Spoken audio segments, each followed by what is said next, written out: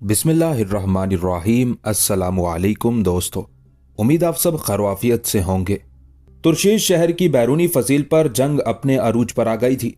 हमलावर बार बार रस्सों की सीढ़ियां फेंकते हुए फसील पर चढ़ने की कोशिश कर रहे थे, जबकि शहर का दिफा करने वाले ऊपर से तीरों की बारिश करने के साथ साथ तलवारें बरसाते हुए चढ़ने वालों की कोशिश को नाकाम बनाने की तगोदो कर रहे थे। लेकिन आखिरकार हमलावर रस्सों की सीढ़ियों के जरिए फसील पर चढ़ने में कामयाब हो गए थे। हमलावरों का सालार करीब ही नीचे चिल्ला चिल्लाकर अपने लश्करियों की हौसला अफजाई कर रहा था, जबकि शहर का दिफा करने वालों का सालार भी अपनी पूरी ताकत और कुव्वत से चिल्लाते हुए हमलावरों को पीछे धकेल देने के लिए अपने लश्करियों को उकसा रहा था। हमलावर ख्वारज़म की सल्तनत का वली अहद कुतुबुद्दीन था, वही कुतुबुद्दीन जो बाद में तारीख के औराक में अलाउद्दीन ख्वारज़म शाह के नाम से सुल्तान हुआ था। और तुर्शीश शहर हसन बिन सबा के फिदाइयों का मस्कन था, जो एक मजबूत और मुस्तहकम हिसार ख्याल किया जाता था। उन्होंने चूंकि ख्वारज़म शाही मफाद को नुकसान पहुंचाया था, लिहाजा ख्वारज़म का वली अहद कुतुबुद्दीन उन पर हमलावर हुआ था। हमलावर दश्ते अकूबत में आग बनकर झुलसाते शोलों और रगों में खौफ तारी कर देने वाली खूनी हिद्दतों की तरह हमलावर हो रहे थे, जबकि शहर का दिफा करने वाले फिदाई भी सन्नाटों की गूंज में अजाब रुतों के गर्म लम्हों और वक्त के माथे पर छाती कयामत की होलनाक शब की तरह अपना दिफा करने के साथ साथ जारहियत पर भी उतरे हुए थे।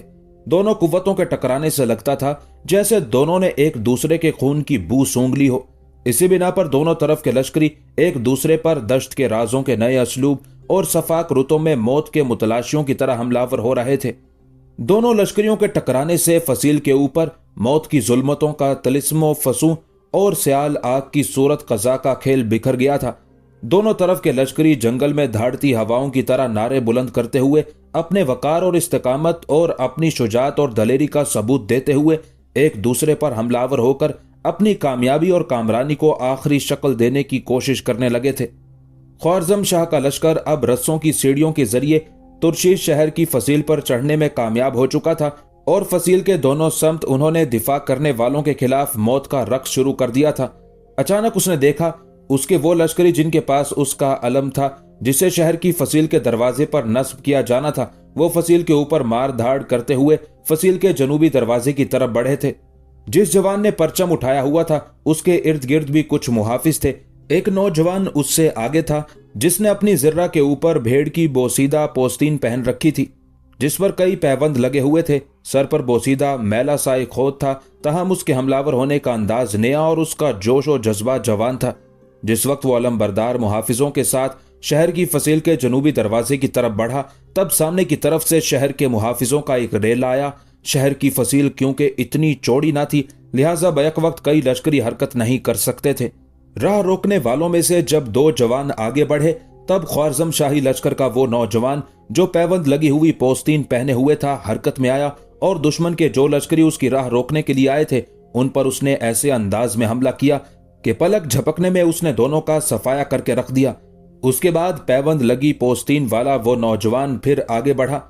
उसकी ये जुर्रतमंदी, उसकी ये बेमिसाल शुजात देखते हुए ख्वारज़म शाही सल्तनत का वली अहद कुतुबुद्दीन उसे बुलंद आवाज में मुखातिब करते हुए कहने लगा, तेरी जुर्रतमंदी, तेरी शुजात को सद सलाम। अगर तू गुलाम है तो आज से तू आजाद हुआ। बोसीदा पोस्तीन वाला वो नौजवान अपने साथियों के आगे आगे जमीन के चीथड़े उड़ाते तूफानों और जमीन के बदन पर खंजर चलाते बगोलों की तरह आहिस्ता आहिस्ता शहर पनाह के दरवाजे के करीब तर होता जा रहा था। एक मौके पर सामने की तरफ से फिर दुश्मन के कुछ लश्करी नमूदार हुए। दोबारा वो बेमिसाल मुजाहिद कदीम असातीरी देवताओं की तरह उन पर हमलावर हुआ और राह रोकने वालों को उसने खून में नहलाकर रख दिया था। उसकी ये जुर्रतमंदी, उसकी ये शुजात और इस्तकलाल देखते हुए ख्वारज़म शाही सल्तनत के घोड़े पर सवार वली अहद ने अपनी तलवार फिजा में बुलंद की। एक बार फिर गूंजती आवाज में वो बोल पड़ा था, मैं तुझे अपने लश्कर के एक हिस्से का सालारे आला मुकर्रर करता हूं। वो नौजवान अब बिफरते तूफानों की तरह आगे बढ़ रहा था। कई मौके पर सामने की तरफ से दुश्मन के लश्करियों और फिदाइयों ने उसकी राह रोकने की कोशिश की, लेकिन वो बरके कोहसार और शोला निगाह नौजवान अपनी पेशकदमी जारी रखे हुए था। यहां तक कि वली अहद कुतुबुद्दीन ने फिर उसे पुकार कर कहा, अगर तूने ख्वारज़म शाही सल्तनत का अलम शहर की फसील के दरवाजे के ऊपर नस्ब कर दिया तो मैं तुझे वो इनाम दूंगा कि तू खुश हो जाएगा। वो नौजवान खबर नहीं वलीअहद कुतुबुद्दीन की ये आवाजें सुन रहा था या नहीं, ताहम शहर की फसील के दरवाजे की तरफ उसने अपनी पेशकदमी जारी रखी हुई थी। थोड़ा सा आगे बढ़कर उसने अपने पीछे जिस नौजवान ने अलम उठाया हुआ था उससे ख्वारज़म शाही अलम ले लिया। एक बार फिर वो सामने की तरफ से आने वालों से टकराया और उन्हें मौत के घाट उतार दिया। फिर वो बोसीदा और पैबंद लगी पोस्तीन का नौजवान कज़ा के सितम की आग की तरह आगे बढ़ा। उसकी पोस्तीन और लिबास अब काफी हद तक खून में भीग चुका था। शहर की फसील के दरवाजे के ऊपर जाकर उसने पहले आसमान की तरफ देखते हुए जोरदार अंदाज में अल्लाह अकबर का नारा बुलंद किया। उसके बाद शहर की फसील के ऊपर उसने ख्वारज़म शाही अलम नस्ब कर दिया था। उस मौके पर वलीअहद कुतुबुद्दीन ने फिर बुलंद आवाज में उसे मुखातिब करते हुए कहा था, ऐ अजनबी नौजवान, मैं नहीं जानता तू कौन है, पर मैं तुझे इस शहर का हाकिम मुकर्रर करता हूं। ख्वारज़म शाही अलम शहर पनाह के दरवाजे के ऊपर नस्ब करने के बाद वो नौजवान थोड़ी देर तक अलम को अपने दोनों हाथों में लिए उसका सहारा लेकर खड़ा रहा। उस मौके पर अचानक उसकी तलवार हाथ से छूटकर फसील से नीचे गिर गई थी। साथ ही आहिस्ता आहिस्ता झुकता हुआ फसील के ऊपर बेसुध सा होकर लेट गया था। उसकी हालत देखकर वलीअहद कुतुबुद्दीन इंतहा दर्जे का परेशान और फिक्रमंद हो गया था। उस मौके पर वलीअहद कुतुबुद्दीन जोरदार अंदाज में चिल्लाते हुए और अपने कुछ सालारों के नाम लेते हुए फसील पर अलम नस्ब करने वाले उस नौजवान को अपनी हिफाजत में लेने का हुक्म दे रहा था। फसील पर अब जंग मांद पड़ गई थी। ख्वारज़म शाही लश्करियों ने फिदाइयों का कत्लेआम करके तुर्शीश शहर की बैरूनी फसील को एक तरह से दुश्मनों की सिपाह से साफ करके रख दिया था। फिर ख्वारज़म शाही लश्करी नीचे उतरे और जिस शहर पनाह पर ख्वारज़म शाही अलम नस्ब किया था उसका दरवाजा खोल दिया गया। दरवाजा खुलते ही कुतुबुद्दीन अपने लश्कर के बाकी हिस्सों के साथ शहर के अंदर दाखिल हुआ। अब उनके सामने तुर्शीश शहर की दूसरी दीवार थी।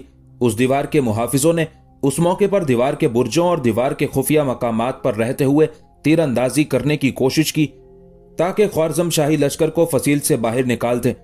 लेकिन जब ख्वारज़मियों ने जवाबी तीरंदाजी की तो दूसरी शहर पनाह के मुहाफिजों की अक्सरियत को उन्होंने तीरों से छलनी करके मौत के घाट उतार दिया था।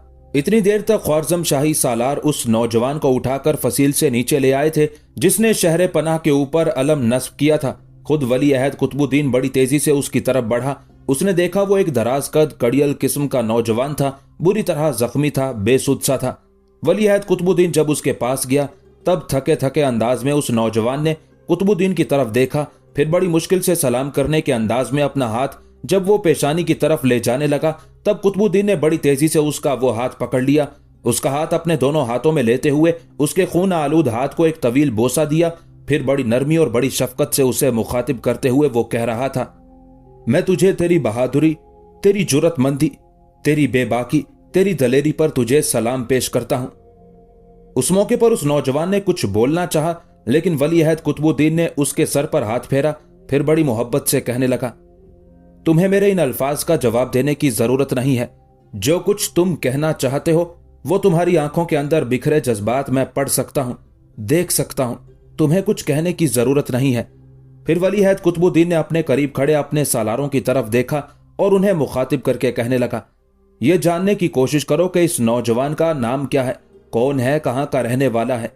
जवाब में एक छोटा सालार आगे बढ़ा और वलीअहद कुतुबुद्दीन को मुखातिब करके कहने लगा, अमीर, नाम इसका शहाबुद्दीन बिन मसूद है, जात का किपचाक तुर्क है। इसकी जिंदगी के हालात की तफसील किसी को मालूम नहीं, ताहम ये इन दिनों हमारे वजीर शमसुद्दीन का गुलाम है। इसके मुतालिक इतना जरूर सुना है कि एक हाथ से दूसरे हाथ बिकता बिकाता हमारे वजीर शमसुद्दीन के पास पहुंचा है, जिसने इसे लश्कर में शामिल कर लिया।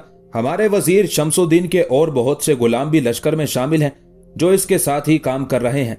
ये सारी तफसील जानने के बाद कुतुबुद्दीन के चेहरे पर हल्का सा तबस्सुम नमूदार हुआ। फिर कहने लगा, इस नौजवान की कारगुजारी के साथ साथ मुझे इसका नाम भी बड़ा भला और खूबसूरत लगा। आज से यह आजाद है, हमारे वजीर शमसुद्दीन का गुलाम नहीं रहा।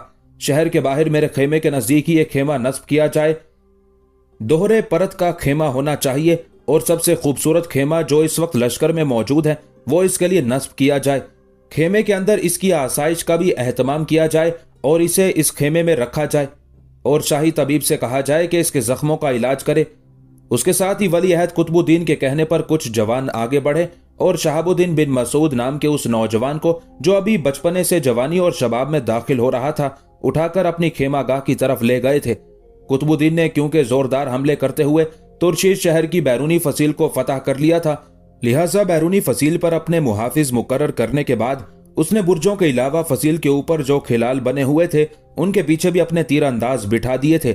जंग को मौकूफ करना पड़ा इसलिए कि दूर मगरिब में सूरज गरूब हो रहा था और रोशनी अपनी रिदा समेटती हुई अंधेरों को अपनी मनमानी करने की दावत दे रही थी। इस बिना पर कुतुबुद्दीन अपने लश्कर को समेटता हुआ तुर्शीद शहर के नवाह में अपने पड़ाव की तरफ हो लिया था। पड़ाव में जाने के बाद वली अहद कुतुबुद्दीन कुछ देर तक अपने लश्कर के जख्मियों की देखभाल करता रहा। साथ ही उसने लश्करियों के लिए खाना तैयार करने का हुक्म दे दिया था। उसके बाद वो अपने चंद सालारों के साथ अपने खेमे के करीब नए नस्ब होने वाले छोटे से खेमे की तरफ बढ़ा।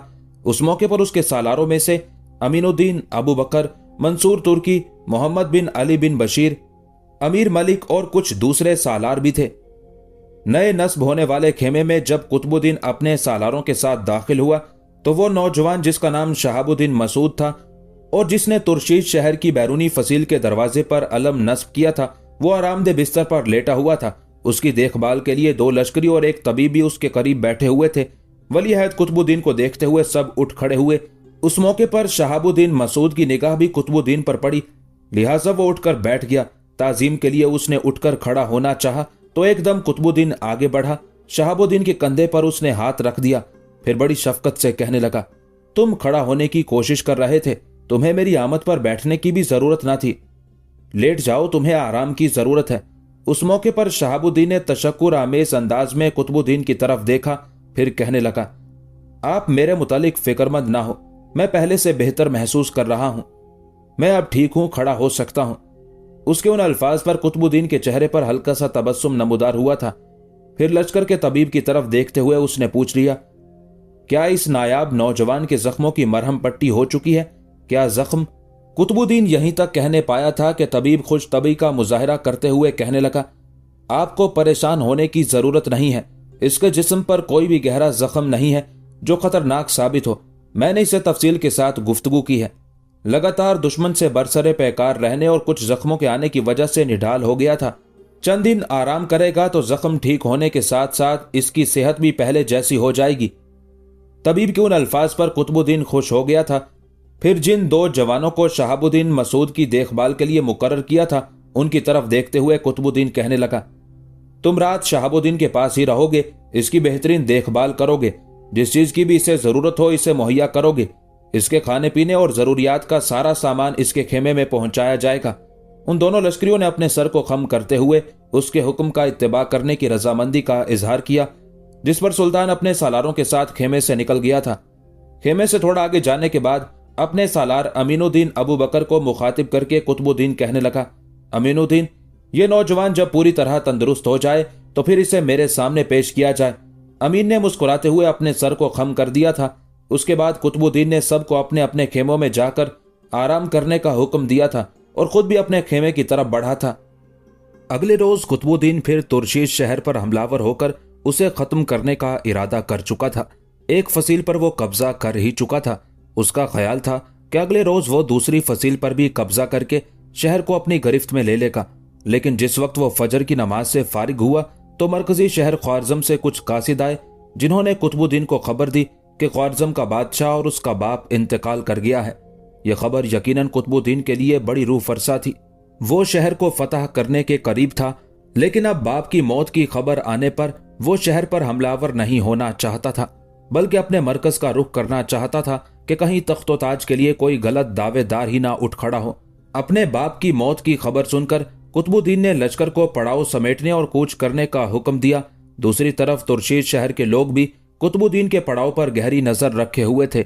जिस वक्त कुतुबुद्दीन अपने लश्कर को समेट रहा था और कूच करने का इरादा रखता था, तो तुर्शीद शहर के लोग कुतुबुद्दीन की तैयारियों को देखते हुए खुश होने की बजाय घबरा गए, फिक्रमंदी और खौफ का इजहार करने लगे, क्योंकि वो लोग कुतुबुद्दीन के मुहासरे की सख्ती की मजीद ताब नहीं ला सकते थे।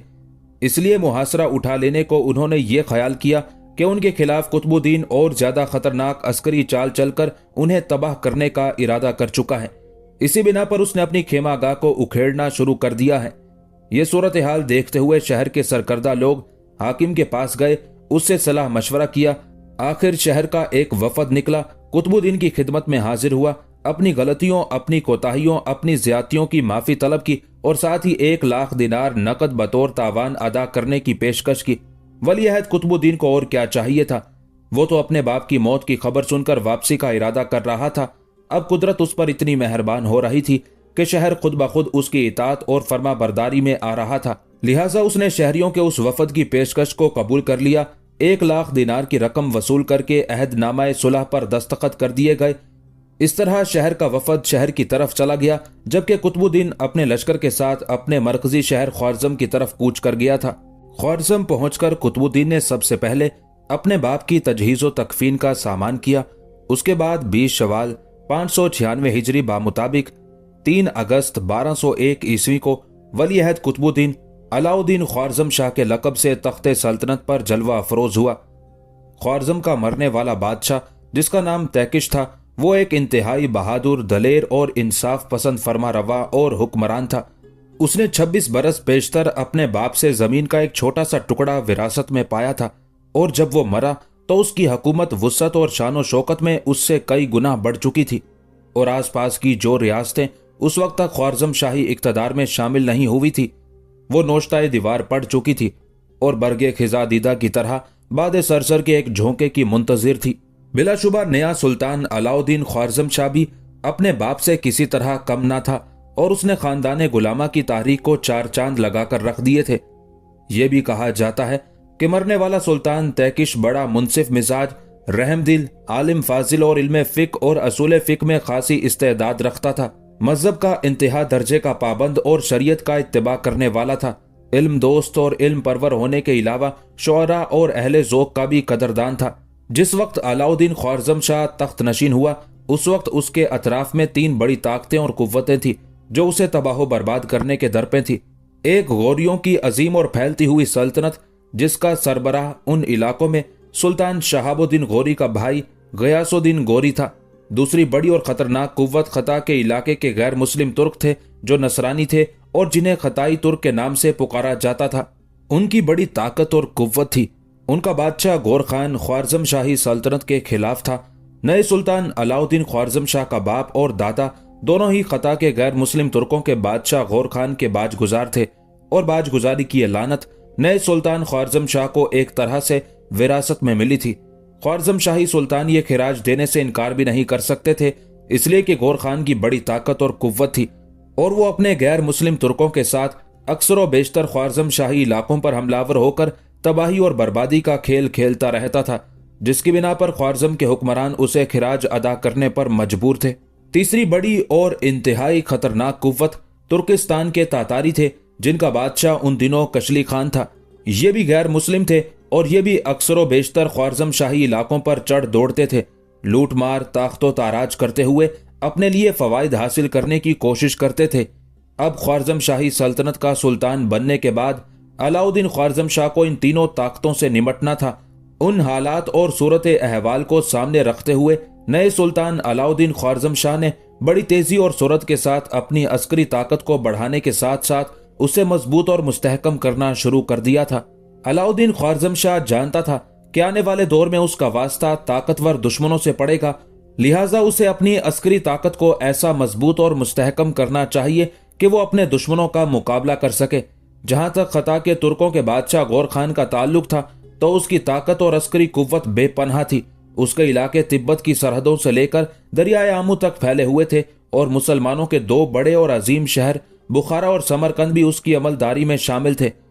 गो उन दोनों बड़े शहरों पर उसने मुसलमान हाकिम मुकर्रर कर रखे थे, लेकिन शहर और अतराफ के इलाके बहरहाल उसके कब्जे में थे। जहां तक दूसरे बड़े दुश्मन कशली खान का ताल्लुक था तो ये तातारियों का बादशाह था।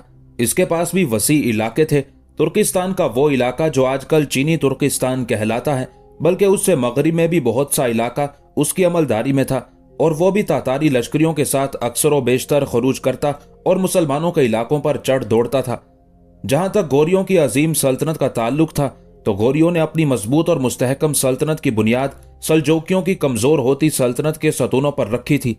वो सारे इलाके जो कभी सल्जोकियों के तहत होते थे, जिन पर सल्जोकियों का अजीम सुल्तान हुक्मरानी किया करता था, उन पर अब गौरियों का कब्जा था। गौरियों की सरहदें जहां ख्वारज़म शाही हुकूमत से मिलती थी, वहां उनकी सरहदें खता के तुर्कों से भी मिलती थी। बीच में बस दरियाए आमू था, जो एक तरफ से दोनों ममलुकतों के बीच हद फासिल था। शहाबुद्दीन मसूद के जख्म अब पूरी तरह ठीक हो चुके थे और अब वो बिल्कुल तंदुरुस्त और तवाना हो गया था। एक रोज वो ख्वारज़म शहर के मुस्तकर में, जहां उसका कयाम था, अपने चंद साथियों के साथ बैठा हुआ था कि कसर का एक खादिम वहां आया और वहां बैठे सब लोगों को मुखातिब करके कहने लगा, आप लोगों में शहाबुद्दीन बिन मसूद कौन है? कसर के उस खादिम के उन अल्फाज पर शहाबुद्दीन अपनी जगह पर उठ खड़ा हुआ और उसकी तरफ देखते हुए कहने लगा, मैं शहाबुद्दीन मसूद हूं। कसर का खादिम उसकी तरफ देखते हुए मुस्कुराया और कहने लगा, आप मेरे साथ चलें, आपको सुल्तान ने तलब किया है। आपके लिए सुल्तान का यह हुक्म भी है कि तुर्शीश शहर पर हमलावर होते वक्त आपने जो जंगी लिबास पहना हुआ था, वही लिबास पहनकर सुल्तान के पास चलें। उन अल्फाज के जवाब में शहाबुद्दीन उसे मुखातिब करके कहने लगा, अगर ये बात है तो थोड़ी देर रुको, मैं लिबास तब्दील करके आता हूं। कसर का वो खादिम इंतजार करने लगा। शहाबुद्दीन वहां से हट गया। थोड़ी देर बाद वो आया। उसने अपना जंगी लिबास पहन लिया था, जिसके ऊपर वही पैबंद लगी भेड़ की मामूली पोस्तीन थी। सर पर पुराना मैला खोद था, जिस पर उसने एक मामूली सा अमामा बांध लिया था। उसके बाद कसर के उस खादिम के साथ हो लिया था। वो खादिम उसे लेकर कसर में दाखिल हुआ, एक कमरे के सामने रुक गया, फिर उसे मुखातिब करके कहने लगा, अंदर चले जाओ। अंदर सुल्तान अलाउद्दीन ख्वारज़म शाह जलवा अफरोज हैं और उनके साथ उनकी मां तुर्कान खातून बैठी हुई हैं। शहाबुद्दीन आगे बढ़ा। अपनी कमर पर बंधी हुई तलवार और खंजर की बोसीदा पेटी उतारकर उसने सुल्तान अलाउद्दीन ख्वारज़म शाह के कदमों में डाल दी। ऐसा करने से उसका मकसद अपनी इताअत और फर्मा बरदारी का इजहार करना था। उसकी उस हरकत पर जहां सुल्तान अलाउद्दीन ख्वारज़म शाह मुस्कुराया, वहां करीब ही बैठी उसकी मां तुर्कान खातून के लबों पर भी हल्का सा तबस्सुम नमूदार हुआ था। फिर सुल्तान अलाउद्दीन ख्वारज़म शाह की मां तुर्कान खातून उसे मुखातिब करके कहने लगी, तुमने यकीनन किपचाक तुर्कों जैसा इजहार इताअत किया है। मुझे बताया गया है कि तुम किपचाक तुर्क हो। पहले अपनी तलवार और खंजर की पेटी उठाकर अपनी कमर से बांधो, फिर मैं तुमसे गुफ्तगू करती हूँ। शहाबुद्दीन मसूद हिचकिचाते हुए आगे बढ़ा, अपनी पेटी उठाई और जल्दी जल्दी अपनी कमर से बांधने लगा। अलाउद्दीन ख्वारज़म शाह की मां तुर्कान खातून जंग का वसी तजर्बा रखती थी और हुक्मरानी का भी उसका बड़ा तजर्बा था।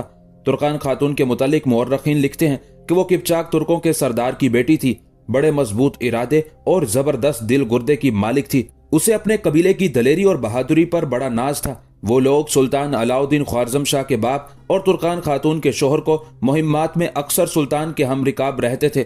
हर चंद उन किपचाकों का वजूद जरूरी था, लेकिन मुसीबत थी कि वो किसी आइन और कायदे के पाबंद नहीं रह सकते थे। कहा जाता है कि मरने वाले सुल्तान तैकिश के दौर में मलिका भी जंगी मामलात में कभी कभी खुदसरी का इजहार करती थी और सल्तनत के अमूर में दखल अंदाजी उसका रोजमर्रा का मामूल था। जिस बात को वो नापसंद करती, उसका वकू पजीर होना नामुमकिन हो जाता था। ये भी कहा जाता है कि अक्सर व बेशतर मरने वाला सुल्तान तैकिश अपनी मर्जी से कोई काम नहीं कर पाता था। नतीजतन बाज ऐसे अहकामात भी जारी हो जाते जो मफादे आमा के खिलाफ हुआ करते थे। लेकिन अपने लश्कर में किपचाकियों के डर और खौफ से मरने वाला सुल्तान अक्सर व बेशतर खामोशी इख्तियार कर लिया करता था। गो अक्सर व बेशतर मरने वाला सुल्तान किपचाकियों की उन हरकतों को नापसंद करता था, लेकिन क्योंकि वो लोग उसका बाजू और शमशीर जन थे, इसलिए महज जंगी मसलहत के पेश नजर मरने वाला सुल्तान ये कड़वा घूंट पी लिया करता था और किपचाकियों की मर्जी और उनके इरादों को तरजीह दे दिया करता था। शहाबुद्दीन मसूद जब अपनी कमर से पेटी बांध चुका, तब तुर्कान खातून उसकी तरफ देखते हुए कहने लगी, अब अपने मुतालिक तुम मुझे कुछ बताओ। ये तो मैं जान चुकी हूं कि तुम्हारा ताल्लुक किपचाक तुर्कों से है, लेकिन तुम्हारे अहले खाना कहाँ है? कहां से रवाना हुए? ख्वारज़म शाह में कैसे पहुंचे? तुर्कान खातून के उन सवालात पर शहाबुद्दीन फिक्रमंद गमगीन सा हो गया था। फिर उसकी दुख भरी आवाज सुनाई थी, मुझे अपने खानदान के अफराद की तफसील मालूम नहीं। मैं अभी दूध पीता बच्चा था कि मेरी माँ फौत हो गई थी। ये बात मुझे मेरे बाप ने बताई थी। हमारे कुछ दुश्मन हम पर हमलावर हुए थे, जिसके नतीजे में मेरे खानदान के अफराद मारे गए। मेरा बाप, जिसका नाम मसूद था, मुझे लेकर भागा। मुझे इतना याद है कि जब वो मुझे लेकर भागा तो वो कभी मुझे उठा लेता था और कभी मैं उसके साथ भागने पर मजबूर होता था। आखिर उसी तगोदो में अपने बाप के साथ मैं एक बस्ती से दूसरी बस्ती, एक शहर से दूसरे शहर धक्के खाता रहा। इसी तगोदो में मेरा बाप मर गया, मैं अकेला रह गया। फिर मेरी गुलामी का दौर शुरू हुआ। बिकता बिकाता एक हाथ से दूसरे हाथ से तीसरे हाथ पहुंचा और फिर यहां तक कि मैं अभी 9 उम्र ही था कि आपकी सल्तनत के वजीर शमसुद्दीन ने मुझे खरीद लिया। शमसुद्दीन एक रहमदिल और मेहरबान इंसान थे। उन्होंने मेरे साथ बड़ा अच्छा सलूक किया। उनके पास कुछ और गुलाम भी थे। उन्होंने न सिर्फ मेरे मकतब की तालीम का ख्याल रखा बल्कि मेरी अस्करी तरबियत पर भी पूरी तवज्जो दी। और फिर जब मैं उसी तरह तालीम और तरबियत हासिल करता हुआ जवान हुआ तो चंद माह पहले वजीर शमसुद्दीन ने मुझे लश्कर में शामिल कर लिया। जिस वक्त आप तुर्शीश शहर पर हमलावर हुए वो मेरी जिंदगी की पहली मुहिम थी। शायद किस्मत और मुकद्दर मेरा साथ दे रहे थे। यहां तक कहने के बाद शहाबुद्दीन खामोश हो गया। फिर सुल्तान अलाउद्दीन की तरफ देखते हुए कहने लगा, सुल्तान मोहतरम, इसके बाद जो हालात पेश आए वो आप बेहतर तौर पर जानते हैं। शहाबुद्दीन मसूद के ये हालात सुनकर जहां अलाउद्दीन ख्वारज़म शाह अफसुर्दा हो गया था वहां उसके करीब बैठी उसकी मां की आंखों में भी नमी आ गई थी। यहां तक कि सुल्तान अलाउद्दीन ख्वारज़म शाह की मां तुर्कान खातून ने ताली बजाई। उस ताली के जवाब में पुश्ती पर्दे के पीछे से खादिम नमूदार हुआ। उसके हाथ में एक बड़ा सा तश्त था। तश्त के अंदर एक खूबसूरत जंगी लिबास के अलावा चमड़े की नई पेटी थी जिसमें तलवार और खंजर थे। तश्त के अंदर एक चमकता हुआ नया खुद रखा हुआ था। इसके अलावा हाथों पर चढ़ाने के इंतहाई मजबूत और खूबसूरत जोशन भी थे। तश्त उठाए हुए वो खादिम तुर्कान खातून के सामने आन खड़ा हुआ। फिर तुर्कान खातून ने शहाबुद्दीन की तरफ देखा और उसे मुखातिब करके कहने लगी, बच्चे, कसर के इस खादिम से ये तश्त ले लो, इसमें तुम्हारा जंगी लिबास है। अपने दाएं तरफ देखो, ये जो दाएं तरफ सफेद रंग का भारी पर्दा लगा हुआ है, इसकी ओट में चले जाओ। जो लिबास तुमने पहना है उसे उतारकर तश्त में रखा हुआ नया लिबास पहनकर हमारे पास आओ। मलिका तुर्कान खातून के उन अल्फाज पर शहाबुद्दीन के चेहरे पर हल्का सा तबस्सुम नमूदार हुआ था। हाथ बढ़ाकर उसने तश्त ले लिया था। दाएं जानिब जो सफेद रंग का भारी पर्दा था उसकी ओट में चला गया था। थोड़ी देर बाद वो उस पर्दे से नमूदार हुआ, इस हालत में कि उसने बेहतरीन और कीमती लिबास जेबतन कर रखा था। सर पर नया चमकता हुआ मजबूत खोत था। कमर पर तलवार और खंजर से सजी सुर्ख रंग की चमड़े की नई पेटी थी। हाथों पर मजबूत चमड़े के जोशन थे जिन पर दुश्मन की तलवार से बचने के लिए जस्ती काम किया गया था। उस हालत में वो सुल्तान अलाउद्दीन ख्वारज़म शाह और उसकी मां तुर्कान खातून के सामने आन खड़ा हुआ। इतनी देर तक कसर का वो खादिम पर्दे के पीछे गया। जो पुराना और बोसीदा लिबास शहाबुद्दीन मसूद ने उतारा था उसे तश्त में रखकर जब वो जाने लगा तब सुल्तान को मुखातिब करते हुए शहाबुद्दीन बोल उठा, सुल्तान मोहतरम, अगर आप और आपकी वालिदा मोहतरमा नाराज ना हो तो जो लिबास मैंने उतारा है, जिसे आपके कसर का खादिम तश्त में रखकर ले जाने लगा है, उसे मेरे हवाले कर दिया जाए। मैं अपनी गुलामी के दौर के इस लिबास को अपने पास रखना चाहता हूँ। ये मेरे पास महफूज रहेगा और मुझे मेरी औकात याद दिलाता रहेगा ताकि मैं कभी आला मनसब पर फायज होने के बाद तकब्बुर और घमंड में आकर अपनी हदूद से बाहर ना निकलने पाऊं। शहाबुद्दीन के ये अल्फाज शायद सुल्तान ख्वारज़म शाह और उसकी मां तुर्कान खातून को पसंद आए थे। दोनों मुस्कुरा दिए थे। फिर तुर्कान खातून बोल उठी, कसर के खादिम को मुखातिब करके कहने लगी, ये पुराना लिबास जो तुमने तश्त में रखा है, तश्त समेत यहीं रख दो। वापिस जाओ, एक नई और खूबसूरत और उम्दा चरमी खुरजीन लेकर आओ। ये लिबास उस खुरजीन में डालकर इस नौजवान के हवाले कर दो। कसर के उस खादिम ने तश्त वहीं रख दिया था। फिर वो पुश्ती पर्दे से बाहर निकल गया था। उसके जाने के बाद सुल्तान अलाउद्दीन ख्वारज़म शाह ने शहाबुद्दीन को मुखातिब किया, इब्ने मसूद, मैं तुम्हें अपने लश्कर में किपचाकों के लश्कर का सालारे आला मुकर्रर करता हूँ। शायद तुम नहीं जानते कि मेरी वालिदा मोहतरमा अपने दौर के किपचाक सरदार की बेटी है। इस सिलसिले में मैंने अपनी माँ के साथ तफसील के साथ बात की है।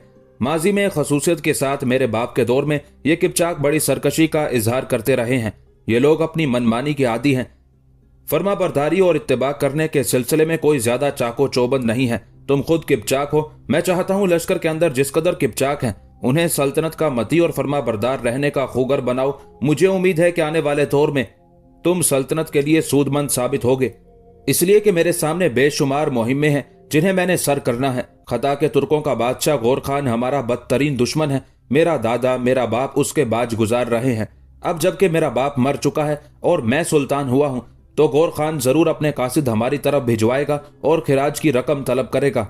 दूसरी तरफ तातारियों का बादशाह कचली खान भी इससे कम नहीं है। वो भी हमारे इलाकों पर कब्जा करने की ताक में रहता है।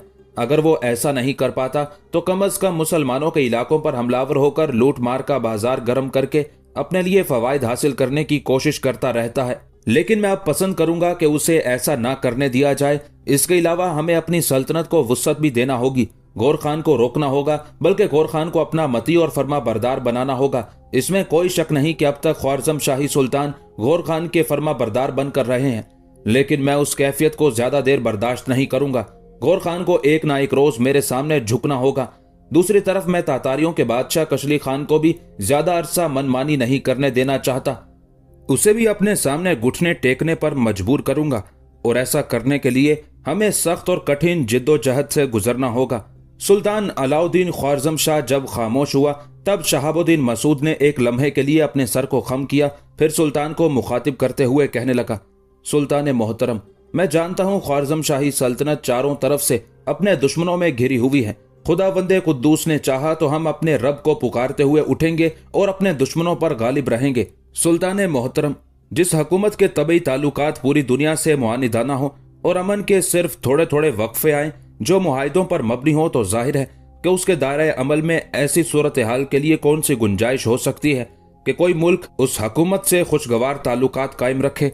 उन हालात में अगर कोई हुकूमत इरादतन भी जंग से बाज रहने की ख्वाह हो, तब भी लोग उसे ऐसा नहीं करने देते।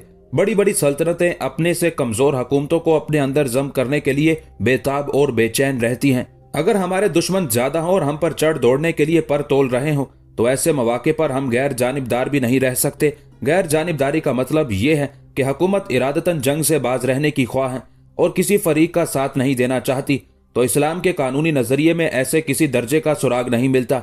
इसलिए कि मुसलमानों को असूलन हर उस मुल्क या हुकूमत से नबरदाजमा होना पड़ता है जो ना उसके सामने झुके, ना उसके सुलह के अहदनामे के लिए तैयार हो। सुल्तान मोहतरम, जो कुछ मैंने मकतब में पढ़ा उसके मुताबिक दुनिया को 3 हिस्सों में तकसीम किया जा सकता है। एक हिस्से को दारुल इस्लाम कह सकते हैं, यानी जो बराह रास्त मुसलमानों के मातहत हो या जिन्होंने मुसलमानों की इताअत कबूल कर ली हो। दूसरे हिस्से का नाम दारुल हर्ब करार दिया जाता है। ये वो लोग हैं जो मुसलमानों पर हमलावर होने के दर पे रहते हों और उन्हें निस्तो नाबूद करने की ख्वाहिश रखते हों। तीसरे हिस्से को दारुल सुलह कहा जा सकता है।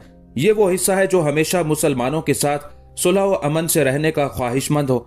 सुल्तान मोहतरम, अगर आपकी सल्तनत के इर्द गिर्द दारुल हर्ब ही मौजूद रहे, तो खुदावंद ने चाहा तो इस दारुल हर्ब को हम दारुल सुलह में तब्दील करने की कोशिश करेंगे। बेशक खता के तुर्कों के बादशाह गौर खान की बड़ी ताकत है, लेकिन हर ताकत को जवाल है। इसमें भी कोई शक नहीं कि तातारियों का बादशाह कशली खान बड़े बड़े असाकिर रखता है, जहां चाहे जरब लगा सकता है। लेकिन जब हम भी तैयारी करके रद्द अमल के तौर पर उस पे जरबे मोमिन लगाएंगे, तो खुदावंद ने चाहा तो हमारी जरब के बाद उसे ताख्तो ताराज करने और तबाही और बर्बादी फैलाने की अपनी आदत को बदलना होगा। यहां तक कहते कहते शहाबुद्दीन खामोश हो गया, क्योंकि कसर का खादिम लौट आया था और उसके हाथ में एक नई और खासी बड़ी चर्मी खुरजीन थी।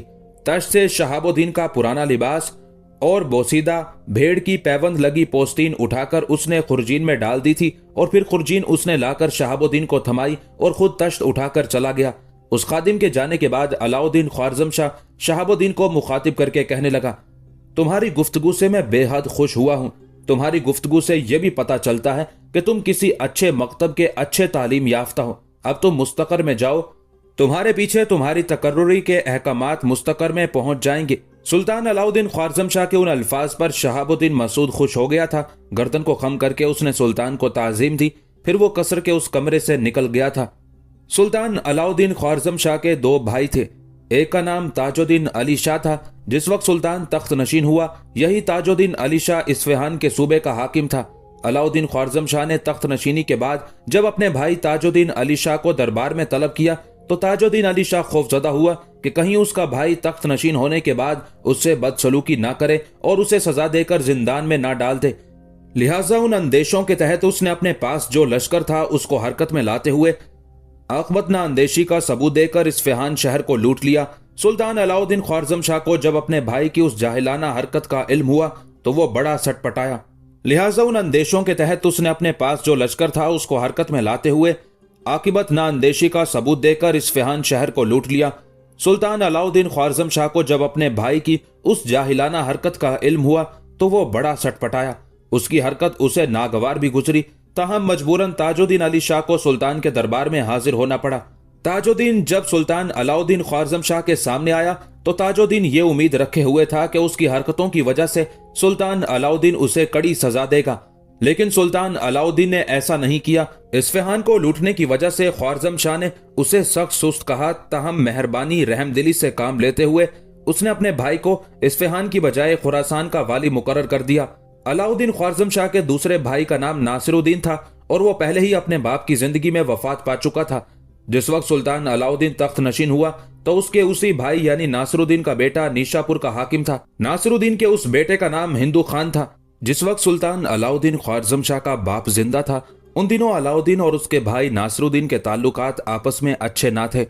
लिहाजा जब अलाउद्दीन तख्त नशीन हुआ तो नासिरुद्दीन के बेटे हिंदू खान को खतरा लाहक हुआ कि कहीं उसका चच्चा तख्त नशीन होने के बाद उसके खिलाफ हरकत में न आए। अपने भाई ताजुद्दीन अली शाह की तरह सुल्तान अलाउद्दीन ने अपने भतीजे हिंदू खान को भी अपने मरकजी शहर ख्वारज़म में तलब किया।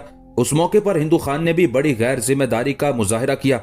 अगर वो अपने चच्चा का हुक्म मानते हुए ख्वारज़म पहुंच जाता तो यकीनन अलाउद्दीन उसे नवाजता और उसकी खिदमत का खूब सिला देता।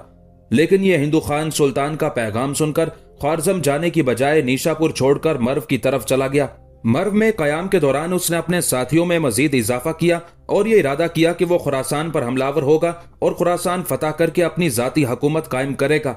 दूसरी तरफ सुल्तान अलाउद्दीन खुरासान का हाकिम पहले ही अपने भाई ताजुद्दीन को मुकर्रर कर चुका था। जब हिंदू खान निशापुर से निकलकर मर्व चला गया और मर्व शहर पर उसने कब्जा कर लिया और लश्कर की तादाद बढ़ाते हुए जंगी तैयारियों में लग गया, तब उसकी उस हरकत को सुल्तान अलाउद्दीन ख्वारज़म शाह ने नापसंद किया। चुनाचे उसकी सरकूबी के लिए अलाउद्दीन ने अपने एक सालार जनकर तुर्की को एक लश्कर देकर हिंदू खान की सरकूबी के लिए रवाना किया। हिंदू खान को जब पता चला कि सुल्तान अलाउद्दीन यानी उसके चच्चा ने अपने एक नामवर सालार जनकर को एक खासा बड़ा लश्कर देकर उस पर हमलावर होने के लिए भेजा है, तो उसे अपनी जान के लाले पड़ गए। यह खबर सुनते ही वो अपने चीदा चीदा साथियों के साथ मर्व शहर से निकला और गोरियों के सुल्तान गयासुद्दीन की तरफ भाग गया। गोरी सल्तनत एक तरह से उन दिनों दो हिस्सों में तकसीम थी। एक हिस्से का सुल्तान गयासुद्दीन था, जबकि दूसरे हिस्से का हुक्मरान उसका छोटा भाई शहाबुद्दीन गौरी था। शहाबुद्दीन गौरी के पास गजनी, काबुल और हिंदुस्तान के इलाके थे, जबकि गयासुद्दीन के पास गौर का इलाका था। अलाउद्दीन ख्वारज़म शाह का भतीजा हिंदू खान अपने चच्चा से बगावत करने के बाद सुल्तान शहाबुद्दीन के बड़े भाई गयासुद्दीन गौरी के पास पहुंचा तो गयासुद्दीन ने उस नाख्वानदा मेहमान को तपाक से खुशामदीद कहा और जब हिंदू खान ने उससे अपने चच्चा अलाउद्दीन के खिलाफ मदद तलब की तो गयासुद्दीन ने भी गैर जिम्मेदारी का मुजाहिरा करते हुए उसे इमदाद देने का वादा कर लिया।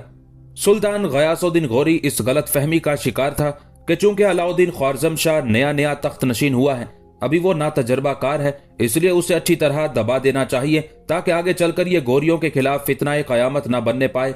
चुनाचे जब हिंदू खान उसके पास पहुंचा और गयासुद्दीन ने उसकी मदद करने का फैसला किया तो उसके साथ ही गयासुद्दीन ने दो कदम उठाए।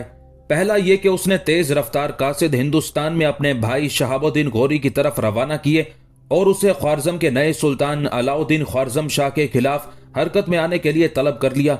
दूसरा कदम गयासुद्दीन ने यह उठाया कि उसने एक बहुत बड़ा लश्कर तैयार किया। उस लश्कर का कमांडर उसने अपने एक सालार मोहम्मद बिन जरीक को बनाया। यह मोहम्मद बिन जरीक जंग का वसी तजर्बा रखता था, नाकाबिले तस्कीर सालार ख्याल किया जाता था।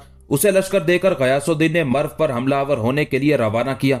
मर्व शहर पर उस वक्त तक सुल्तान अलाउद्दीन ख्वारज़म शाह का सालार जनकर काबिज हो चुका था और वहां के हालात उसने दुरुस्त करने शुरू कर दिए थे। मोहम्मद बिन जरीक अपना लश्कर लेकर मर्व पहुंचा और अलाउद्दीन के सालार जनकर को कहला भेजा, तुम्हारी भलाई इसी में है कि अलाउद्दीन ख्वारज़म शाह से अलहदगी इख्तियार करके गोरियों के सुल्तान गयासुद्दीन की हिमायत का ऐलान कर दो और आने वाले दौर में गोरियों के मुखलिस बनकर रहो। जनकर ने चूंकि मोहम्मद बिन जरीक के लश्कर का जायजा ले लिया था और उसे यकीन हो गया था कि वो मोहम्मद बिन जरीक का मुकाबला नहीं कर सकता, इसलिए उसने इस शर्त पर सुल्तान अलाउद्दीन ख्वारज़म शाह से कता ताल्लुकी पर आमादगी का इजहार कर दिया कि गयासुद्दीन उसे अपने हाथ से परवाना अमान लिख कर दे। जनकर की उस अखलाकी कमजोरी से गयासुद्दीन ने खूब फायदा उठाया। उसका ख्याल था कि अब वो ख्वारज़म शाही सल्तनत पर काबिज हो सकता है। चुनाचे उसका दिमाग फिर गया और ख्याली पुलाव पकाने लगा कि क्यों ना ख्वारज़म शाह के दूर अफ्तादा इलाकों को अपनी कलमरों में शामिल करके अपनी सल्तनत को वुसअत अता कर दी जाए। चुनाचे गयासुद्दीन अपने सालार मोहम्मद बिन जरीक को अपने साथ मिलाकर हरकत में आया। अलाउद्दीन ख्वारज़म शाह के मुख्तलिफ शहरों को उसने हदफ बनाना शुरू किया, जिसके नतीजे में उसने निसा, मर्व, सरक्स और अबीवर्द शहरों को फतह करके अपनी सल्तनत में शामिल कर लिया और वहां अपने एक सालार जंगी बिन मसूद को हाकिम मुकर्रर कर दिया। उस वक्त की कामयाबी से गोरियों के सुल्तान गयासुद्दीन ने यह गलत तासुर लिया कि अलाउद्दीन ना तजर्बेकार है। लिहाजा वो उसका हरीफ नहीं हो सकता और ना ही उनसे मुकाबला करना चाहता है। इसी बिना पर उसके जो शहर छीने गए हैं उसके जवाब में किसी रद्द अमल का इजहार नहीं किया। ये सूरत हाल देखते हुए गयासुद्दीन का दिमाग और ज्यादा खराब हो गया। चुनाचे उसने एक बहुत बड़ा और जरार लश्कर तैयार किया। उस लश्कर में लगभग 90 देव पैकर हाथी भी रखे। उस तूफानी लश्कर के साथ गयासुद्दीन हरकत में आया और अलाउद्दीन ख्वारजम शाह के शहर तूस का रुख किया। तूस में अलाउद्दीन ख्वारजम शाह का एक छोटा सा लश्कर था जो गयासुद्दीन का मुकाबला ना कर सका। लिहाजा मामूली टकराव के बाद तूस शहर पर गयासुद्दीन का कब्जा हो गया। गोरियों के लश्कर ने शहर को ताख्तो ताराज करके मुकम्मल तौर पर तबाह बर्बाद कर दिया। तूस को फतह करने के बाद गयासुद्दीन ने अब निशापुर का रुख किया ताकि उसे भी फतह करके अपनी कलमरों में शामिल कर ले। उन्हीं दिनों सुल्तान अलाउद्दीन ख्वारजम शाह के भाई ताजुद्दीन अली शाह ने भी निशापुर में कयाम किया हुआ था। जब उसे खबर हुई कि बहुत बड़े लश्कर के साथ गयासुद्दीन गौरी निशापुर पर हमलावर होने के लिए आ रहा है तो उसने गयासुद्दीन का मुकाबला करने की ठान ली और अपने लश्करियों को हुक्म दिया कि शहर की फसील के बाहर तमाम वो दरख्त काट दिए जाएं जो हमलावरों के काम आ सकते हैं और इर्द गिर्द की बस्तियों में कोई भी खाने पीने की अशिया ना रहने दी जाए और बस्तियों को खाली करा लिया जाए। बहरहाल गयासुद्दीन गौरी अपना लश्कर लेकर निशापुर पहुंचा। शहर के करीब उसने पड़ाव किया। पहले उसने शहर की फसील का जायजा लिया, फिर अपने बेटे को बुलाया और उसे हुक्म दिया, मैं तुम्हारी बहादुरी का उस वक्त कायल हूंगा कि अपने चचा शहाबुद्दीन गौरी की हिंदुस्तान से आमद से पहले पहले निशापुर पर फतेहमंदी का झंडा नस्ब कर दो। यह हुक्म सुनकर गयासुद्दीन गौरी का बेटा हरकत में आया। शहर पर हमलावर हुआ। शहर के अंदर ताजुद्दीन अली शाह की सरकर्दगी में छोटा सा लश्कर था जो मुकाबला ना कर सका। लिहाजा ताजुद्दीन अली शाह उस लश्कर को लेकर वहां से निकल गया और शहर गोरियों के हाथों फतह हो गया। गोरियों का लश्कर जब शहर में दाखिल हुआ तो शहर के अंदर उन्होंने लूट मार और तबाही और बर्बादी का खेल खेलना शुरू कर दिया। सुल्तान गयासुद्दीन गौरी को जब अपने लश्कर की उन 10 दराजियों का इल्म हुआ तो उसने लश्कर के अंदर मुनादी करा दी और सख्ती के साथ हुक्म दिया कि अहले शहर का लूटा हुआ सारा सामान फौरन वापस कर दिया जाए और अगर किसी शख्स के पास कोई चीज बाकी रह गई तो उसे कत्ल कर दिया जाएगा। अब गयासुद्दीन गौरी ने बड़ी तेजी से हरकत में आते हुए ख्वारजम शाह के इलाकों पर कब्जा करना शुरू कर दिया था। जब सुल्तान अलाउद्दीन ख्वारजम शाह को गोरियों की उन 10 दराजियों का इल्म हुआ तो वो बहुत सटपटाया। वो गयासुद्दीन से टकराना नहीं चाहता था और नहीं पसंद करता था कि 2 मुसलमान बादशाह एक दूसरे से टकराएं। लिहाजा पहले उसने एक खत गयासुद्दीन के नाम लिखा और यह खत एक तेज रफ्तार कासिद के जरिए उसने गयासुद्दीन की तरफ रवाना किया। उस खत में अलाउद्दीन ख्वारजम शाह ने लिखा था, अपने बाप की वफात के बाद मेरा ख्याल यह था कि अगर किसी वक्त खता के गैर मुस्लिम तुर्कों ने मुझ पर हमला कर दिया तो ऐसे आड़े वक्त में आप लोग मेरी मदद करने से दरेग नहीं करेंगे। लेकिन यह देखकर मेरे ताज्जुब और मेरी हैरत की कोई इंतहा नहीं है कि आपने उल्टा मुझ पर ऐसे नाजुक वक्त में चढ़ाई कर दी जब मैं अपने बाप के मरने के बाद अपनी सल्तनत के हालात दुरुस्त कर रहा हूं। मुमकिन है आप इससे इत्तेफाक ना करें, लेकिन जो कुछ आपने किया है यह आईने जवा मर्दी नहीं है। आपको चाहिए कि मेरी कलमरों से फौरन अपने लश्कर को वापस बुला ले और जो इलाके आपने फतह कर लिए हैं वो मेरे आदमियों को वापस कर दे, वरना मजबूरन मुझे खता के गैर मुस्लिम तुर्कों के हुक्मरान गौर खान से मदद लेना पड़ेगी। उस वक्त क्योंकि उन इलाकों में गौर खान की ताकत और कुव्वत अपने अरूज पर थी, उसके पास सबसे बड़ा लश्कर भी था। इसके अलावा उन इलाकों में न सिर्फ खता के तुर्कों के नाम की धाक बैठी हुई थी बल्कि कुर्बो जवार की तमाम हुकूमतें उनके डर और खौफ से कांपती रहती थी। सुल्तान अलाउद्दीन ख्वारजम शाह का यह खत पाकर गयासुद्दीन गौरी बड़ा परेशान और फिक्रमंद हुआ। सुल्तान अलाउद्दीन ने जब उसे खता के गैर मुस्लिम तुर्कों की धमकी दी तो वो सोच में पड़ गया। ना लड़ना चाहता था और ना फतह किए हुए इलाके वापस करने पर आमादा हो सकता था। इस बिना पर टाल मटोल करने लगा। असल बात यह थी कि गयासुद्दीन गौरी को अपने भाई शहाबुद्दीन गौरी का इंतजार था, इसलिए कि शहाबुद्दीन गौरी उन दिनों हिंदुस्तान में किसी मुहिम के सिलसिले में मसरूफ था। गयासुद्दीन चाहता था कि मामले को तूल देता रहे, टाल मटोल करता रहे, इतनी देर तक उसका भाई शहाबुद्दीन गौरी भी हिंदुस्तान से पहुंच जाएगा। इस तरह दोनों भाइयों की ताकत और कुव्वत में इजाफा हो जाएगा और वो मजीद इलाकों को फतह करने में कामयाब हो जाएगा। दूसरी तरफ सुल्तान अलाउद्दीन ख्वारजम शाह भी गयासुद्दीन गौरी की उस चाल को समझे हुए था। गयासुद्दीन गौरी ने निशापुर शहर को फतह करने के बाद वहां अपने दामाद ज़ियाउद्दीन को हाकिम मुकर्रर किया। सुल्तान अलाउद्दीन ख्वारजम शाह ने निशापुर ही से अपने काम की इब्तदा की थी। सुल्तान अलाउद्दीन अभी नया नया तख्त नशीन हुआ था, अभी वो अपनी ताकत और कुव्वत में इजाफा कर रहा था। ताहम लश्कर लेकर निकला और निशापुर का रुख किया। निशापुर पहुंचकर सुल्तान अलाउद्दीन ख्वारजम शाह ने गयासुद्दीन गौरी के दामाद ज़ियाउद्दीन को पैगाम भिजवाया, मैं निशापुर पर हमलावर होना नहीं चाहता, इस तरह मुसलमान मुसलमान से टकराएंगे और दोनों तरफ से मुसलमान भाइयों का नुकसान होगा, जो इंतहा दर्जे का मायूब और नापसंदीदा है।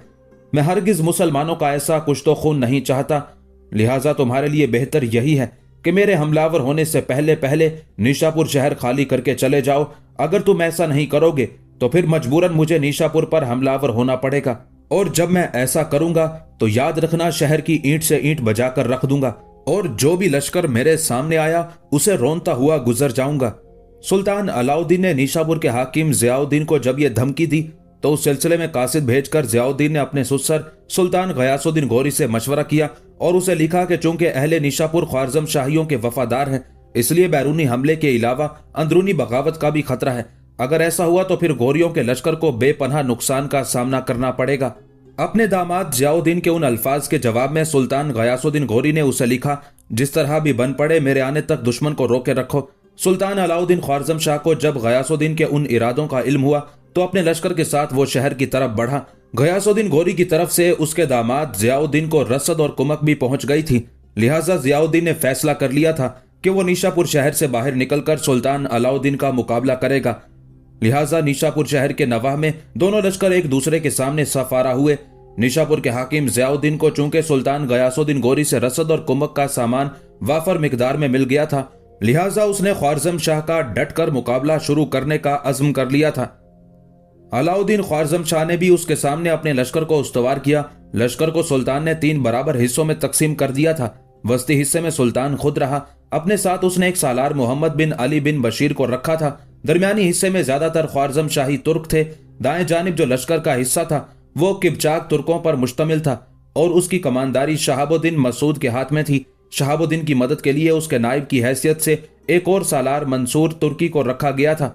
बाएं जानिब जो लश्कर का हिस्सा था उसका कमानदार सुल्तान अलाउद्दीन ख्वारज़म शाह ने अपने आजमुदाकार सालार अमीनुद्दीन अबू बकर को बनाया था, जबकि एक और सालार जिसका नाम अगलमिश था वो अमीनुद्दीन अबू बकर के नायब की हैसियत से काम कर रहा था। गयासुद्दीन गौरी के दामाद ज़ियाउद्दीन ने अंदाजा लगाया कि अददी लिहाज से उसे सुल्तान अलाउद्दीन ख्वारज़म शाह पर फोकियत हासिल है, लिहाजा उसने हमलावर होने में पहल करने का इरादा कर लिया था।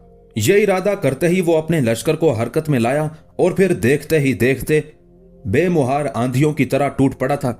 सुल्तान अलाउद्दीन ख्वारज़म शाह और उसके सालारों ने पहले ज़ियाउद्दीन और उसके साथियों के हमलों को रोका, फिर जवाबी कार्रवाई की जारहियत पर उतरे। फिर वो भी ज़ियाउद्दीन के लश्कर पर सकूत भरे तिलिस्म को फाड़कर चिंगाड़ते तूफानों की तरह हमलावर हो गए थे। दोनों तरफ के लश्करी नाचते हरूफ की स्याह आंधियों और परिंदों की उतरती ढारों की तरह एक दूसरे पर नजूल करने लगे थे। हर कोई दूसरे के दर पे होकर उसे खून में नहलाने का अज़्म कर चुका था। शराफत नफ्स व इंसान, दोस्ती और रहमदिल व इंसाफ मौत के नजरानों और जहर के पैमानों और कज़ा के कोहराम में तब्दील होकर रह गए थे। गयासुद्दीन गौरी का दामाद ज़ियाउद्दीन ज्यादा देर तक सुल्तान अलाउद्दीन ख्वारज़म शाह और उसके सालारों के सामने ना ठहर सका। उसने जब यह अंदाजा लगाया कि ख्वारज़मी लश्कर के सामने उसके लश्कर की हालत वक्त की दहलीज पर मिसले कशकोल और दरियूजा गरी के कर्ब और इस्तराब के भंवर जैसी होना शुरू हो गई है, तो उसने अपनी आफियत और बेहतरी इसी में समझी कि शिकस्त कबूल करते हुए पलटे और शहर के अंदर महसूर हो जाए। आखिर ज़ियाउद्दीन अपने लश्कर के साथ पसपा हुआ, पलटा और शहर के अंदर महसूर हो गया। लेकिन ज़ियाउद्दीन को निशापुर शहर के अंदर महसूर होना भी बड़ा गिरा गुजरा, इसलिए कि अलाउद्दीन ख्वारज़म शाह और उसके लश्करियों ने इस कदर सख्ती और शिद्दत के साथ शहर का मुहासरा किया कि जल्द ही ज़ियाउद्दीन और उसके सालारों को एहसास हो गया कि वो ख्वारज़म शाही लश्कर के मुकाबले में ज्यादा अरसे तक नहीं ठहर सकेंगे। इसलिए ज़ियाउद्दीन ने निशापुर शहर के उलमा और फुजला को एक जगह जमा किया और उनसे दरख्वास्त की कि वो सुल्तान अलाउद्दीन ख्वारज़म शाह की खिदमत में हाजिर हों और सुलह की दरख्वास्त करें। चुनाचे ज़ियाउद्दीन के कहने पर निशापुर शहर के सरकर्दा उलमा और फुजला शहर से निकलकर सुल्तान अलाउद्दीन ख्वारज़म शाह की खिदमत में हाजिर हुए और सुलह की दरख्वास्त की और शहर हवाले कर देने पर आमादगी का इजहार कर दिया। चूंकि सुल्तान अलाउद्दीन ख्वारज़म शाह खुद भी नहीं चाहते थे कि मुसलमान आपस में टकराएं, लिहाजा वो मामले को तूल नहीं देना चाहते थे। इसलिए उन्होंने ज़ियाउद्दीन को इजाजत दे दी कि वो अपने लश्कर को लेकर बाआफियत शहर से निकल सकता है। सुल्तान उससे तारुज नहीं करेगा और ना ही उसका कोई सालार उस पर हमलावर होगा। उसके साथ ही सुल्तान अलाउद्दीन ख्वारज़म शाह ने ज़ियाउद्दीन को यह भी पैगाम भिजवाया कि अगर हो सके तो वो सलातीन गौर को यह समझाने की कोशिश करे कि वो अज़राए करम उसके खिलाफ अपना रवैया तब्दील कर लें ताकि ख्वाम का मुसलमानों की खून रेजी ना होने पाए। जब ये मुहिम खैर आफियत से अंजाम पा गई और जियाउद्दीन अपने लश्कर के साथ निशापुर से निकलकर चला गया और सुल्तान अलाउद्दीन ने अपने लश्कर के साथ शहर पर कब्जा कर लिया, कुछ दिन तक सुल्तान अलाउद्दीन ने निशापुर शहर में कयाम करके वहां के नस्बो नस्क को अपने तौर पर दुरुस्त किया। उसके बाद वो लश्कर लेकर निकला। अब उसने अपने दूसरे शहर सरक्स का रुख किया, जिस पर गयासुद्दीन गोरी ने जबरदस्ती कब्जा कर लिया था। सरक्स और उसके अलावा बहुत से दूसरे इलाकों को फतह करके गयासुद्दीन गोरी ने वहां अपने एक सालार जंगी बिन मसूद को हाकिम मुकर्रर किया था। सरक्स पहुंचकर सुल्तान अलाउद्दीन ख्वारज़म शाह ने उसी जंगी बिन मसूद को पैगाम भिजवाया कि मुसलमानों का आपस में लड़ना मुनासिब नहीं है, लिहाजा जो इलाके गोरियों ने जबरदस्ती छीने हैं वो खाली कर दिए जाएं और जंग की तरह ना डाली जाए। उसने जंगी बिन मसूद को यह भी पैगाम भिजवाया कि अगर जंगी बिन मसूद बगैर लड़ाई बढ़ाई के शहर हवाले कर दे तो उसी में उसकी और उसके लश्करियों की बेहतरी होगी। लेकिन जंगी बिन मसूद ने सुल्तान अलाउद्दीन ख्वारज़म शाह की कोई भी बात मानने से इनकार कर दिया और उसने शहर के दरवाजे बंद कर लिए और महसूर हो गया। और महसूर रहते हुए ही उसने सुल्तान अलाउद्दीन का मुकाबला करने का तहिया कर लिया। सुल्तान को जब जंगी बिन मसूद की उस हट धर्मी और जिद का एहसास हुआ तो वो बड़ा बरहम हुआ। उसने सरक्स शहर के मुहासरे का हुक्म दे दिया और मुहासरा इतनी सख्ती से किया कि शहर के लोगों के अलावा जंगी बिन मसूद और उसके लश्करी तक बिलबिला उठे।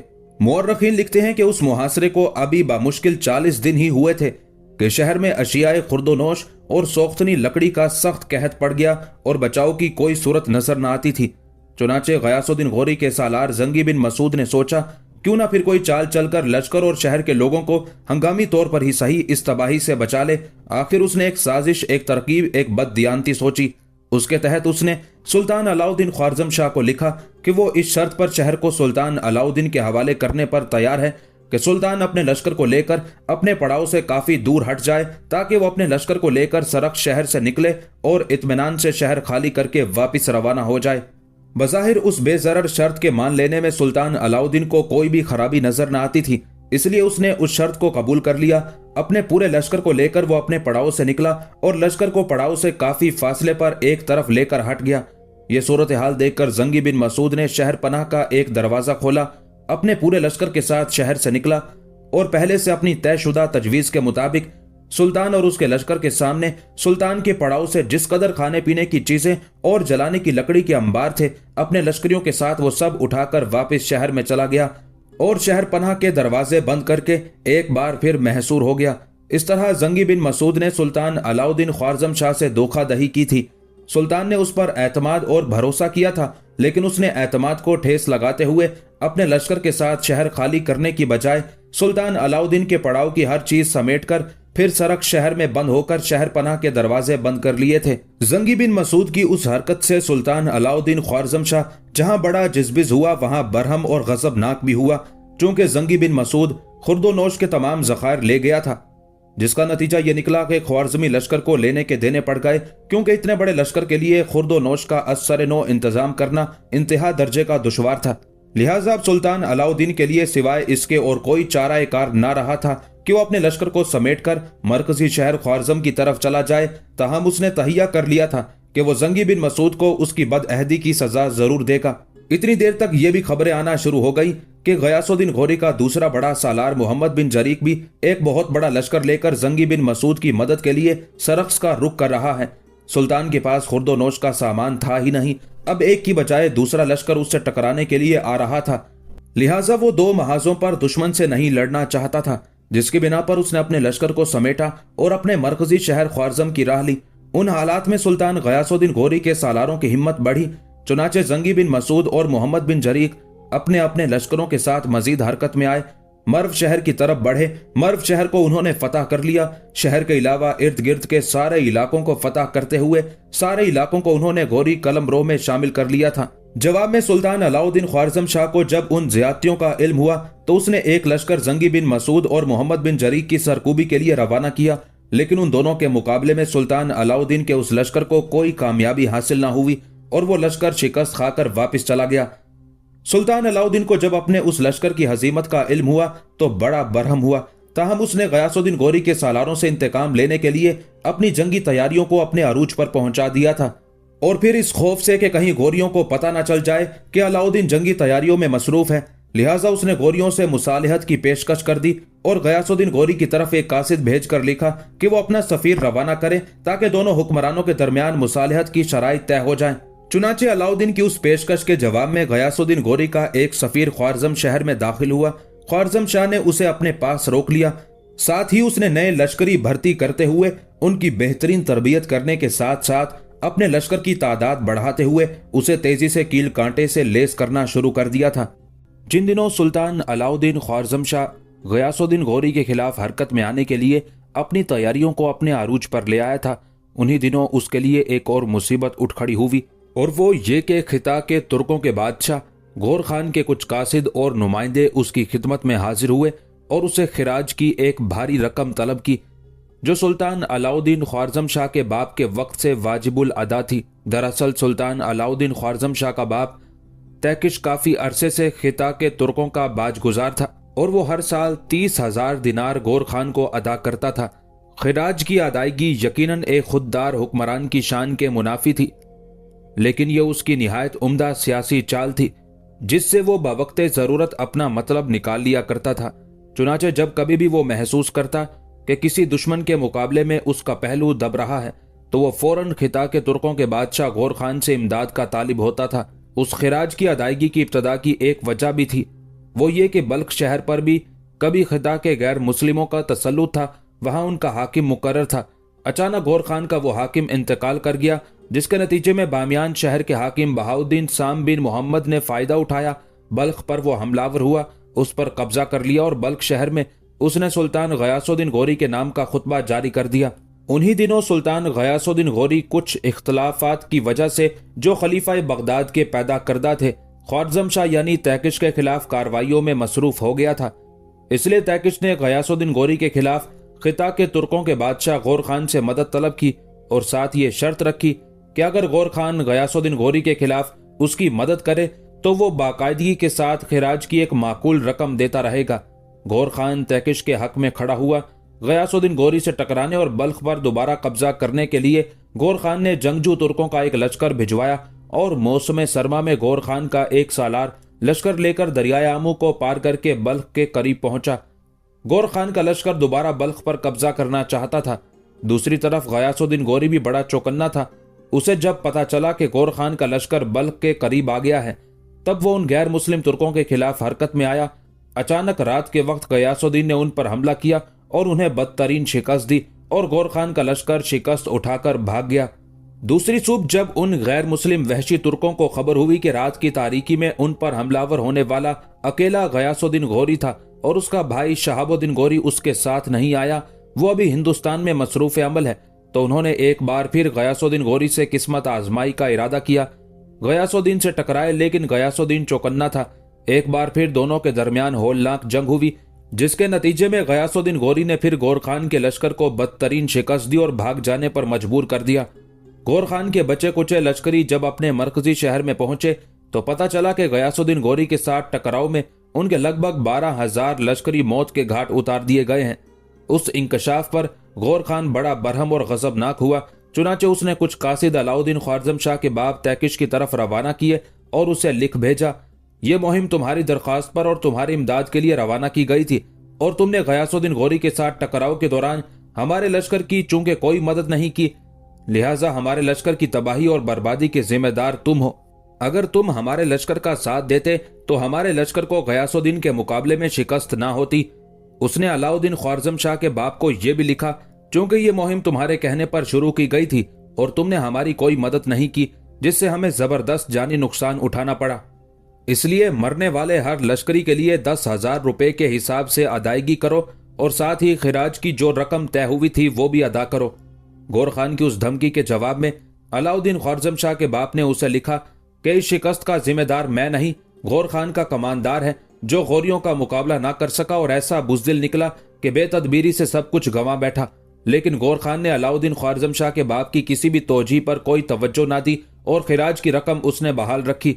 जब तक तैकिश जिंदा रहा 30,000 सालाना के हिसाब से वो गौर खान को खिराज अदा करता रहा, लेकिन गौर खान ने अपने 12,000 मरने वाले लश्करियों के लिए फीकस जो 10,000 की रकम का मुतालबा किया था, उसके लिए तैकिश हमेशा टाल मटोल करके मामले को उलझा दिया करता था।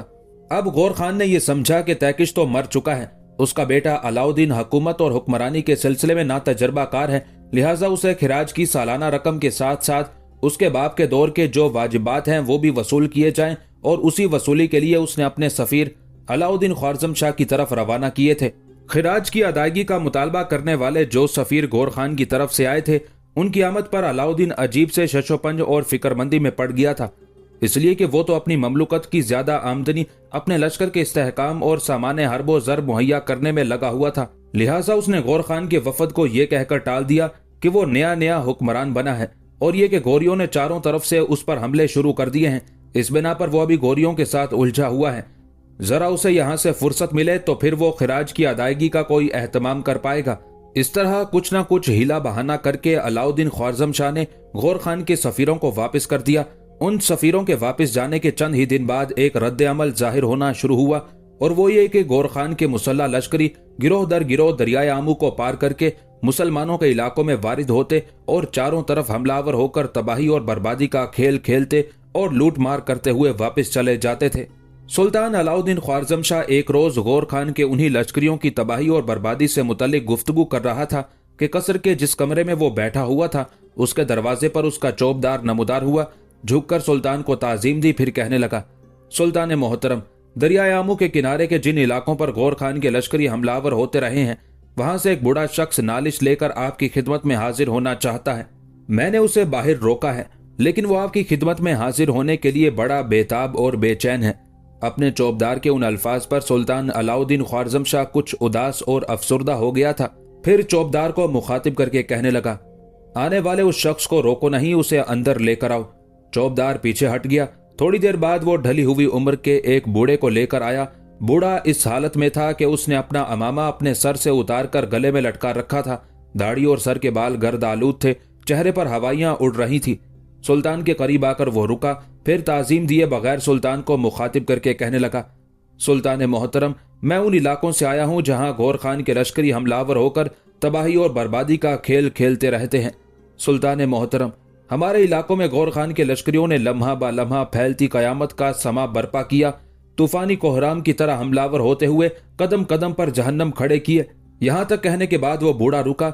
उसकी आवाज रो देने वाली हो रही थी।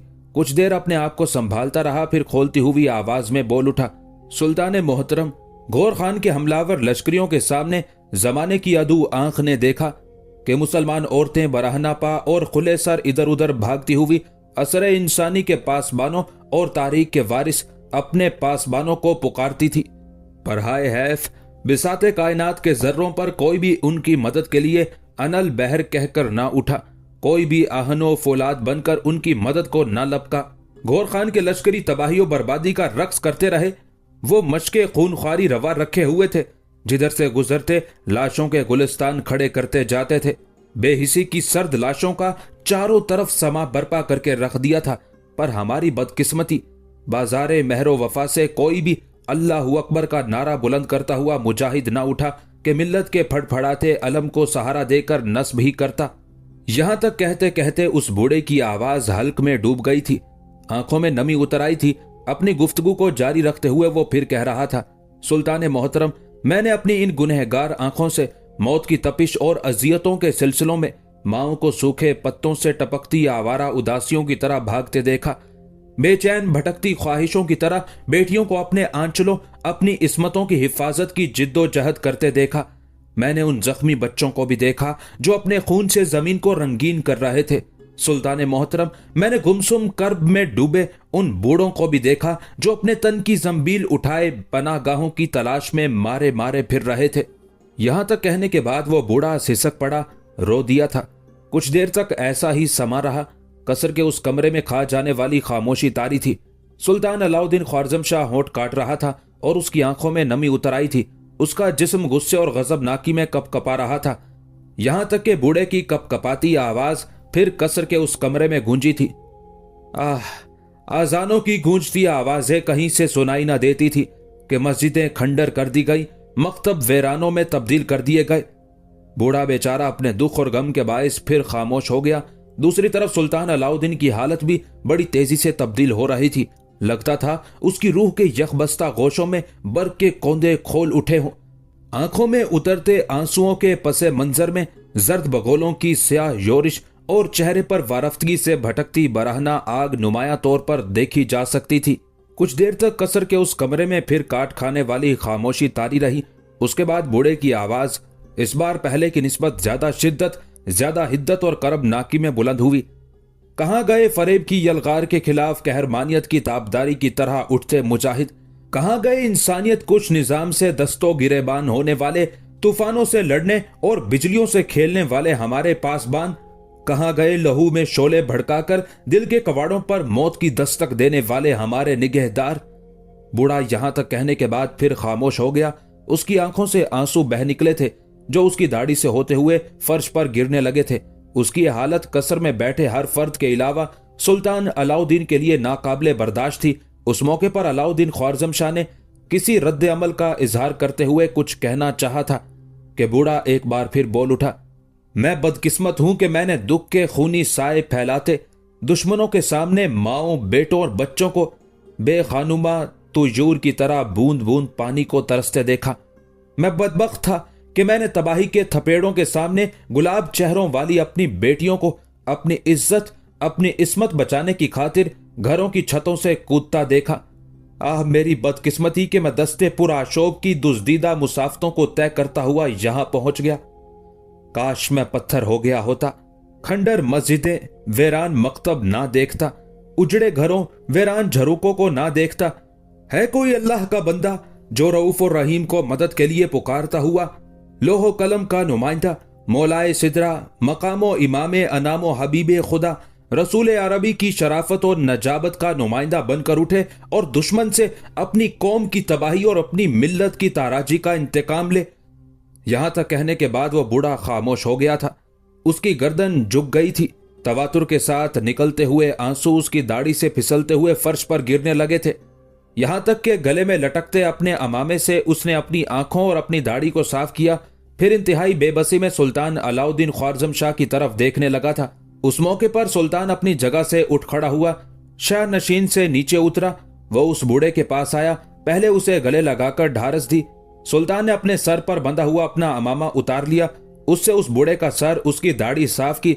फिर इंतहाई शफकत और मोहब्बत से उससे मुखातिब करके कहने लगा, मेरे अजीज, गौर खान के लश्करियों ने जो हमारे इलाकों में तबाही और बर्बादी का खेल खेला है, उसकी दास्तान मेरे पास पहुंच चुकी है। तुम्हारी आमद से पहले मैं अपने सालारों के साथ उसी मौजू पर गुफ्तगू कर रहा था। तुमने अच्छा किया यहां आकर इस भरे कसर में सबके सामने मुझे मेरे इलाकों और मेरे लोगों की अलमनाकी की दास्तान सुनाई। मुतमईन रहो, गौर खान अगर ये ख्याल करता है कि वो हमारी निस्बत ज्यादा ताकत और कुव्वत रखता है और मनमानियां करता रहेगा तो ये उसकी भूल, उसकी खुद फरेबी है। अगर वो हमें बेबसी और बेचारगी के खोल में बंद करके अपनी मनमानी शराइत मनवाना चाहता है तो यह उसके जहन का धोखा और फरेब है, और खुदावंद ने चाहा तो अनकरीब हम उसे इस शराबनुमा फरेब से निकालेंगे। मेरे अजीज, मैं आज तुमसे वादा करता हूं कि अगर आज हम गौर खान को उसकी ताकत और कुव्वत के सामने घुटने टेकते हुए खिराज अदा करते हैं तो मैं इस गौर खान पर ऐसी जरब लगाऊंगा कि इसे खिराज देने की बजाय इससे खिराज वसूल करूंगा। रही बात उन इलाकों की जहां इन्होंने तबाही और बर्बादी का खेल खेला है, तो वहां जिस कदर लोगों का नुकसान हुआ है, उनके नुकसान की न सिर्फ तलाफी की जाएगी बल्कि आने वाले दिनों में वो सारे इलाके जिन पर गौर खान के लश्करी दरियाए आमू को पार करके हमलावर होते हैं, उनकी हिफाजत और उनकी पासबानी का भी खूब एहतमाम किया जाएगा। यहां तक कहने के बाद सुल्तान अलाउद्दीन ख्वारज़म शाह ने अपने चौबदार को बुलाया और उसे हुक्म दिया कि वो उस बूढ़े को ले जाए और उसके आरामो कयाम का एहतमाम करे। इस पर वो चौबदार हरकत में आया और उस बूढ़े को अपने साथ ले गया था। उस बूढ़े के जाने के बाद सुल्तान अलाउद्दीन ख्वारज़म शाह शाह नशीन पर चढ़ा, अपनी नशिस्त पर बैठा। कुछ देर बड़े गौर से वो अपने सामने एक नशिस्त पर बैठे शहाबुद्दीन मसूद की तरफ देखता रहा। फिर वो उसे मुखातिब करके कहने लगा, इब्ने मसूद, मैं तुम्हारे जिम्मे एक काम लगाना चाहता हूं। मुझे उम्मीद है कि तुम उसे एहसन तरीके से अदा करोगे। मैं चाहता हूं कि तुम मेरे सफीर बनकर गौर खान के मरकजी शहर जाओ और उससे कहो कि उसके लश्करियों ने जो दरियाए आमू को पार करके हमारे इलाकों में तबाही और बर्बादी का खेल खेला है, वहां जिस कदर नुकसान हुए हैं, उनकी तलाफी करे। इस सिलसिले में अगर तुम अपने किसी साथी को साथ ले जाना चाहते हो तो तुम्हें ऐसा करने की इजाजत है। सुल्तान अलाउद्दीन ख्वारज़म शाह के उन अल्फाज के साथ ही शहाबुद्दीन मसूद अपनी जगह पर उठ खड़ा हुआ। फिर कहने लगा, सुल्तान मोहतरम, यह इंतहाई जिम्मेदारी का काम है। मैं किसी को अपने साथ नहीं ले जाना चाहता। हो सकता है जब मैं आपकी नुमाइंदगी करते हुए आपका पैगाम गौर खान को पहुंचाऊं तो वो बरहमी और नाराजगी का इजहार करे, मेरे खिलाफ किसी तरह से हरकत में आने की कोशिश करे। ऐसी सूरत में अगर मैं किसी को अपने साथ लेकर गया तो मेरे लिए दुश्वारियां उठ खड़ी होंगी। अगर गौर खान ने मेरे खिलाफ किसी किस्म की तादीबी कार्रवाई करने की कोशिश की तो मैं अकेला किसी न किसी तरह बच निकलने में तो कामयाब हो सकता हूं। अगर मेरे साथ कोई गया तो मैं उसकी हिफाजत करते हुए खुद भी जान से हाथ धो बैठूंगा और वो भी जिंदा ना रहेगा। इस बिना पर मैं चाहूंगा कि मैं अकेला गौर खान के पास जाऊं और उससे अपने नुकसानात की तलाफी का मुतालबा करूं। शहाबुद्दीन मसूद की उस गुफ्तगू से सुल्तान अलाउद्दीन ख्वारज़म शाह खुश हो गया था। फिर उसने अपने वजीर को हुक्म दिया कि शहाबुद्दीन मसूद को गौर खान के मरकजी शहर की तरफ जाने के लिए जरूरत की हर शय और आसाइश मुहैया की जाए। उसके साथ ही सुल्तान ने वो इजलास खत्म कर दिया था। खिता के गैर मुस्लिम तुर्कों का बादशाह गौर खान एक रोज अपने मरकजी शहर अखलात में अपने कसर के एक कमरे में अपने चंद अमायदीन सल्तनत के साथ एक मुगन्निया का नगमा बड़ी तवज्जो और इन्हेमाक से सुन रहा था कि कसर के उस कमरे के सामने उसका हाजिब नमूदार हुआ। गौर खान को उसने जमीन की तरफ खूब झुकते हुए ताजीम दी। फिर बोल उठा, मालिक, नए ख्वारज़म शाह अलाउद्दीन का एक सफीर आया है, आपकी खिदमत में हाजिर होकर कुछ कहना चाहता है। अब उसके सिलसिले में जो हुक्म आप दें उस पर अमल किया जाए। अपने हाजिब के उन अल्फाज पर गौर खान ने मुगन्निया को इनाम देकर फारिग कर दिया। फिर अपने हाजिब को मुखातिब करके कहने लगा, पहले सारे उमराए सल्तनत, सालारों और सरकर्दा लोगों का इजलास तलब कर लो। उसके बाद तुम अलाउद्दीन के आने वाले सफीर के पास बैठो। जब मैं बुलाऊं फिर उसे मेरे पास लेकर आओ। मैं जानता हूं वो दो अमूर पर गुफ्तगू करेगा, अव्वल खिराज से मुतालिक और दोइम जो हमारे लश्कर ने दरियाए आमू को अबूर करके ख्वारज़म शाह के इलाकों में तबाही मचाई है उस पर भी गुफ्तगू होगी। और मैं चाहता हूं कि यह गुफ्तगू हमारे सारे अमायदीन के सामने हो। यह हुक्म पाकर हाजिब पीछे हटा। थोड़े ही फासले पर शहाबुद्दीन मसूद खड़ा था। वो अपने उसी जंगी लिबास में था जो सुल्तान ख्वारज़म शाह ने उसे मुहैया किया था। हाजिब पीछे हटने के बाद शहाबुद्दीन के पास आया और उसे मुखातिब करके कहने लगा, तुम मेरे साथ आओ। शहाबुद्दीन चुपचाप उसके साथ हो लिया। साथ वाले कमरे में शहाबुद्दीन को बिठाने के बाद हाजिब कहने लगा, मैं थोड़ी देर तक हाजिर होता हूं, अपने बादशाह का एक जरूरी हुक्म सब तक पहुंचाऊं। उसके साथ ही हाजिब बाहर निकल गया। थोड़ी देर बाद वो लौटा, शहाबुद्दीन मसूद के पास बैठ गया। फिर उसे मुखातिब करके कहने लगा, हमारे बादशाह ने अपने सारे सरकर्दा लोगों का इजलास तलब कर लिया है और अब वो लोग उसके दरबार में जमा होना शुरू हो चुके हैं। जब तक हमारा बादशाह मेरे लिए हुक्म जारी नहीं करता कि मैं तुम्हें उसके सामने पेश करूं, क्या ऐसा मुमकिन नहीं कि तुम मुझे इन ख्वारज़म शाहियों से मुतालिक कोई तफसील बताओ कि इन इलाकों के ये कैसे हाकिम बन गए और कैसे इन्होंने इतनी ताकत और कुव्वत पकड़ ली। हाजिब के उस सवाल पर शहाबुद्दीन ने गौर से उसकी तरफ देखा और फिर कहने लगा, मेरे अजीज, ताकत और कुव्वत देने वाला तो मेरा अल्लाह है। बहरहाल तूने चूंकि ख्वारज़म शाह से मुतालिक तफसील चाही है तो मैं तुम्हें बताता हूं। सुनो, आलम इस्लाम के अजीम और बाजबरूत सुल्तान मलिक शाह सल्जोकी के दरबार में बल्कातगीन नाम का एक बड़ा बाअसर सरदार हुआ करता था।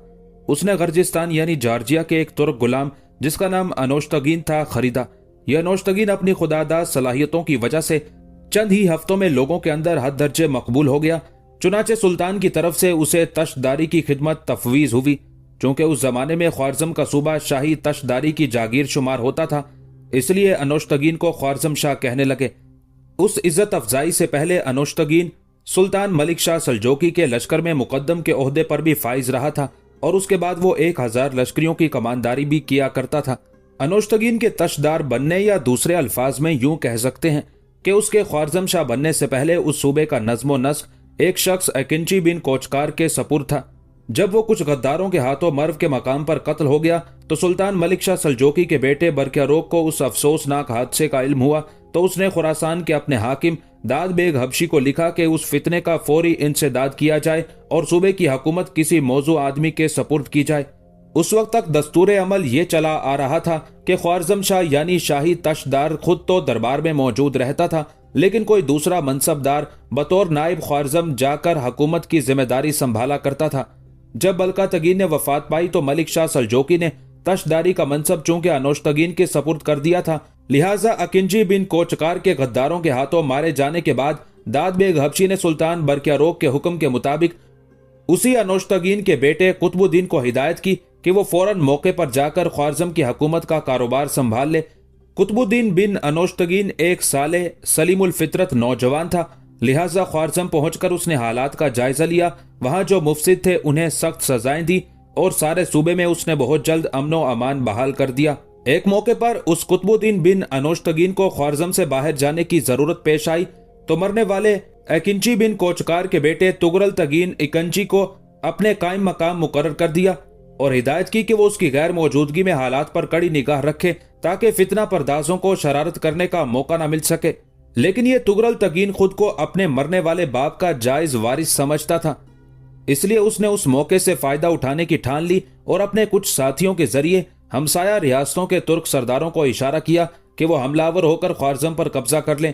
कुतुबुद्दीन बिन अनोशतगीन हरचंद अपने सदर मकाम ख्वारज़म से दूर था, लेकिन उसके बही ख्वाह हालात की रफ्तार से गाफिल न थे और पर्चा नवीसों के जरिए पल पल की इतलात उसे फराहम किया करते थे। उसे तुगरल तगीन की उस गद्दारी की खबर हुई तो वो आंधी और बगोले की तरह पलटा और कबल इसके के ख्वारज़म में कुछ तो खून हो या गद्दार अपना काम पूरा कर ले, कुतुबुद्दीन ख्वारज़म पहुंच गया और हालात को अपनी गिरफ्त में ले लिया। उसी कुतुबुद्दीन ने पूरे 30 साल तक ख्वारज़म शाही फराइज अंजाम दिए और जब तक ये जिंदा रहा सुल्तान मलिक शाह सल्जोकी के बेटे सुल्तान संजर से, जो अपने भाई बरक्यारोक के बाद तख्त नशीन हुआ था, उसके ताल्लुकात निहायत खुशगवार रहे। जब कुतुबुद्दीन बिन अनोशतगीन ने वफात पाई तो उसकी जगह उसका बेटा मुजफ्फरुद्दीन अपने बाप का जाननशीन हुआ और ख्वारज़म का बादशाह बना। मुजफ्फरुद्दीन के 2 बेटे थे, बड़े का नाम अलाउद्दीन तैकिश और छोटे का नाम सुल्तान शाह था। बाप के मरने के बाद दोनों में तख्त नशीनी के लिए एक अरसे तक कशमकश रही। उस कशमकश में अलाउद्दीन तैकिश ही कामयाब रहा।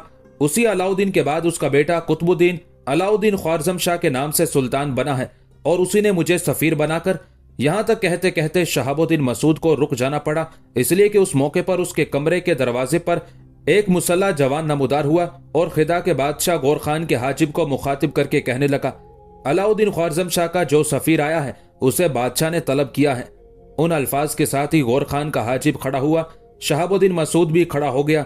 जिस कमरे में गौर खान अपना दरबार लगाया करता था उस कमरे की तरफ जाते हुए हाजिब शहाबुद्दीन मसूद को मुखातिब करके कहने लगा, जब तुम हमारे बादशाह गौर खान के सामने जाओ तो अपने सर को जमीन की तरफ खूब झुकाते हुए उसे ताजीम देना, उसी सूरत में वो तुम्हारी बात तवज्जो से सुनेगा।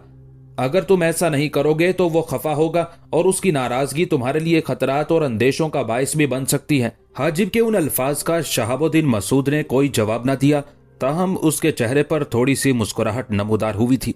थोड़ी देर बाद हाजिब शहाबुद्दीन के साथ गौर खान के दरबार में पहुंचा और गौर खान के सामने शहाबुद्दीन को खड़ा करके खुद पीछे हट गया। शहाबुद्दीन गौर खान के सामने जा खड़ा हुआ और उसे कोई ताजीम ना दी। उस वक्त शाहनशीन पर गैर मुस्लिम तुर्कों का बादशाह गौर खान बड़े तुम तराक से बैठा हुआ था। उसके दाएं जानिब उसकी बीवी दोनान थी।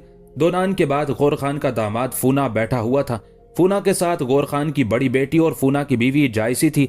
जायसी के साथ उसकी छोटी बहन जोजन थी। उसी जोजन को समरकंद का हुक्मरान उस्मान खान पसंद करता था और उसके रिश्ते का ख्वाहिशमंद था।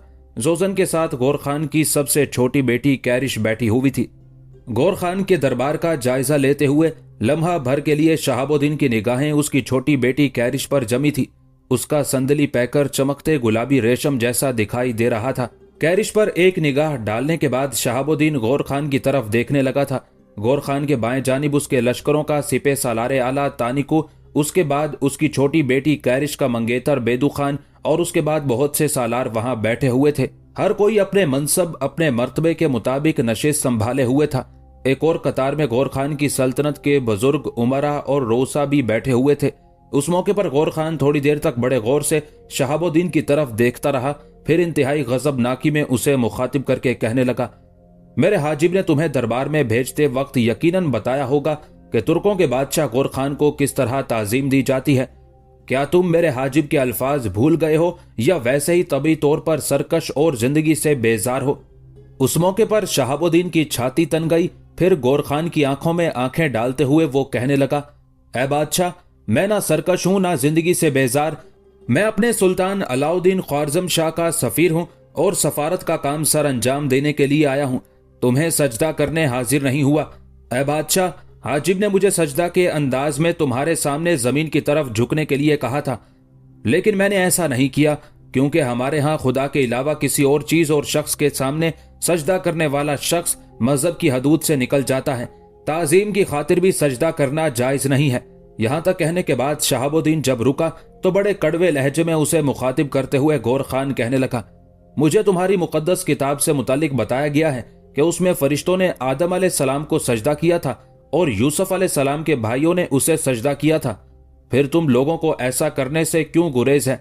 गौर खान के खामोश होने पर शहाबुद्दीन फिर पहले से अंदाज में बोल उठा, ऐ बादशाह, आदम अलैहिस्सलाम को इब्लीस के अलावा तमाम फरिश्तों ने सजदा किया था, लेकिन वो सिर्फ अल्लाह ताला के हुक्म की तामील में किया गया था।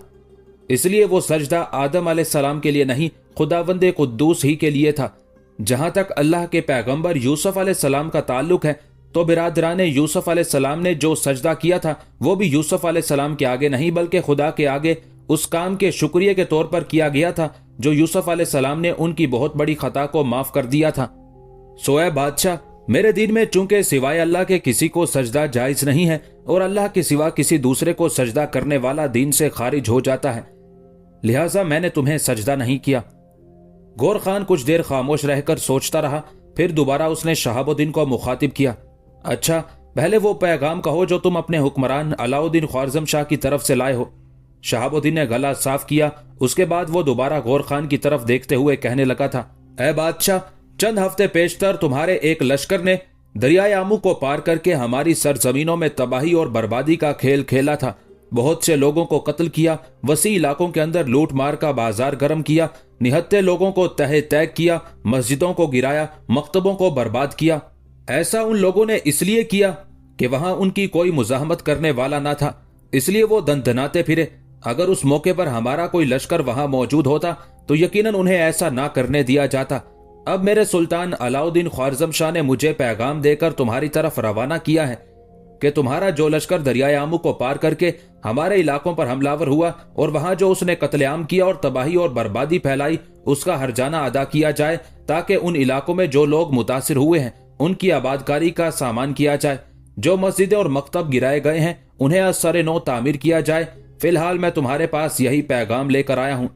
शहाबुद्दीन के खामोश होने पर गुस्सीले अंदाज में उसकी तरफ घूरते हुए गौर खान कहने लगा, और तुम्हारे बादशाह ने तुम्हें उस खिराज से मुतालिक कुछ नहीं कहा जिसकी अदायगी बाकायदगी से उसका बाप किया करता था और जिसकी अदायगी अब अलाउद्दीन पर फर्ज है? ऐ बादशाह, मैं सुल्तान की तरफ से एक सफीर और उसके लश्कर का एक मामूली कारकुन हूं। मेरे सुल्तान ने जो पैगाम मुझे दिया था मैंने वो तुम तक पहुंचा दिया है। जहां तक खिराज का ताल्लुक है तो उससे मेरा कोई ताल्लुक और वास्ता नहीं है। अगर खिराज की अदायगी नहीं हुई तो उस पर बातचीत की जा सकती है। दरियाए आमू को पार करके खिराज ना अदा करने की वजह से तबाही और बर्बादी का खेल नहीं खेला जा सकता। शहाबुद्दीन ने बड़े चुभते लहजे में गौर खान को मुखातिब करके कहा था।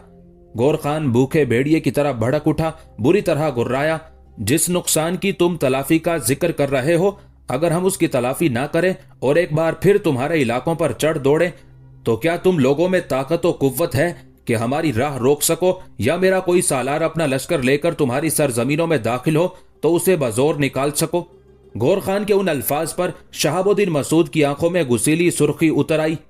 अजीब से अंदाज में चंद लम्हों तक वो गौर खान की तरफ देखता रहा, फिर बड़े जुर्रतमंदाना अंदाज में वो कह रहा था, ऐ बादशाह, हम में जुर्रत भी है और हिम्मत भी।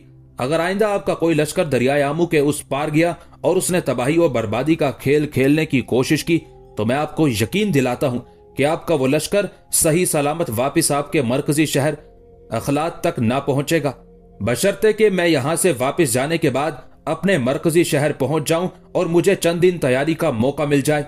उसके बाद ए बादशाह, अगर आपका कोई लश्कर दरियाए आमू के उस पार गया तो आपको खुद ही हमारे रद्द अमल का एहसास हो जाएगा।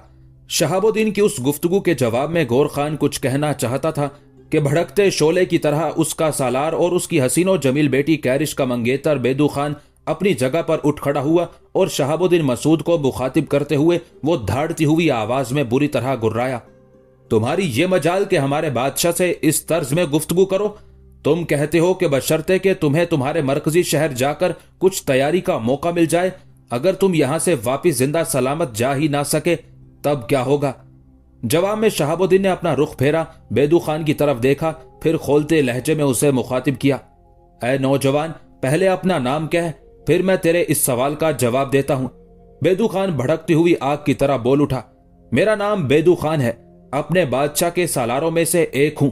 शहाबुद्दीन ने उसी की तरह खोलते हुए लहजे में कहना शुरू किया, तो तुम मुझे मौत की धमकी और डरावा दे रहे हो? याद रखना, तभी जिंदगी का खत्म हो जाना ही मौत है।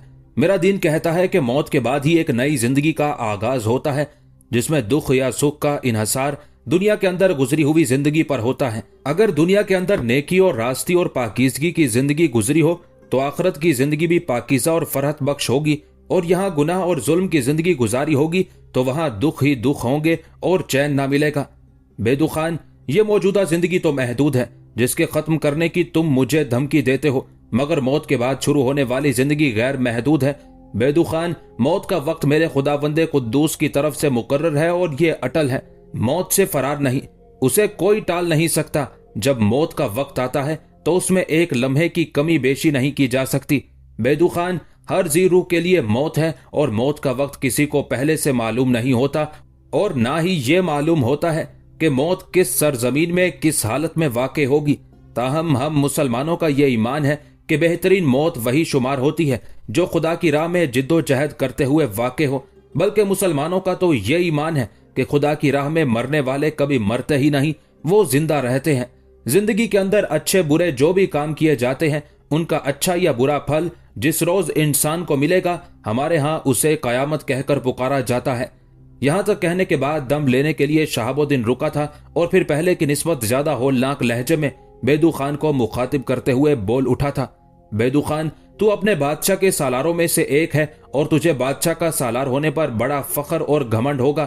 तूने मुझे मौत की धमकी दी है, पर एक बात याद रख, कसम खुदावंदे कुद्दूस की, जब हमारा दुश्मन के साथ टकराव होता है और अगर हम अपने खुदावंदे कुद्दूस पर भरोसा और यकीन करते हुए दुश्मन का सामना करें और अपने अंजाम को खुदा पर छोड़ दें तो बेदू खान, जिंदगी हमारे पीछे भागती है और मौत हमारे आगे आगे फरार इख्तियार करती है। तू मुझे मौत की धमकी देता है, यह भी तो मुमकिन है तेरी मौत मेरे हाथों हो जाए, और ये नामुमकिन नहीं।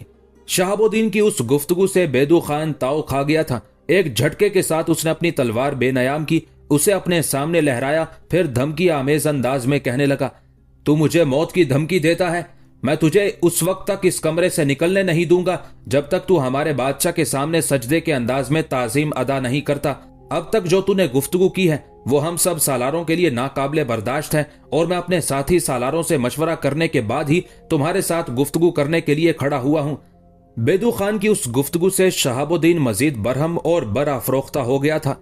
एक झटके से उसने अपनी तलवार बेनयाम कर ली थी। ये वो तलवार थी जो सुल्तान अलाउद्दीन ख्वारज़म शाह और उसकी मां ने उसे दी थी। वो एक भारी भरकम तलवार थी, फल खूब चौड़ा खमदार था, चमक ऐसी सैकल शुदा के आंखों को खीरा करती थी।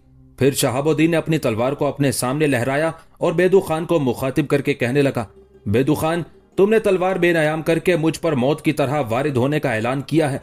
जरा मेरी तलवार की तरफ भी देख। कसम जमीन और आसमान के पैदा करने वाले रब की, कसम उस खुदा की जिसने हमारे रसूल अरबी सल्लल्लाहु अलैहि वसल्लम को बहक बनाकर मबूस किया, और कसम मुझे काबा के रब की, तू जरा मेरे सामने आ। मेरी तलवार की चमक में तुझे मौत के सिवा कुछ दिखाई नहीं देगा। अगर तू अपने आप को ऐसा ही सूरमा समझता है तो आ, मेरे साथ टकरा, फिर देखते हैं मेरी मौत तेरे हाथों होती है या तू मेरे हाथों जलीलो ख्वार होकर यहां जमा होने वाले सब लोगों के सामने अपनी गर्दन को पशेमानी और खजालत में खम करके खड़ा होता है। यहां तक कहने के बाद शहाबुद्दीन जब खामोश हुआ तब गौर खान के दरबारियों में से एक ढली हुई उम्र का शख्स उठा। अपनी नशिस्त से उठने के बाद वो शहाबुद्दीन के पास आया और उसे समझाने के अंदाज में कहने लगा, तू अभी नौजवान और नौ उम्र है, जज्बात में डूबकर गुफ्तगू ना कर। बेदू खान जिससे तू मुखातिब है ये हमारे बादशाह का होने वाला दामाद है।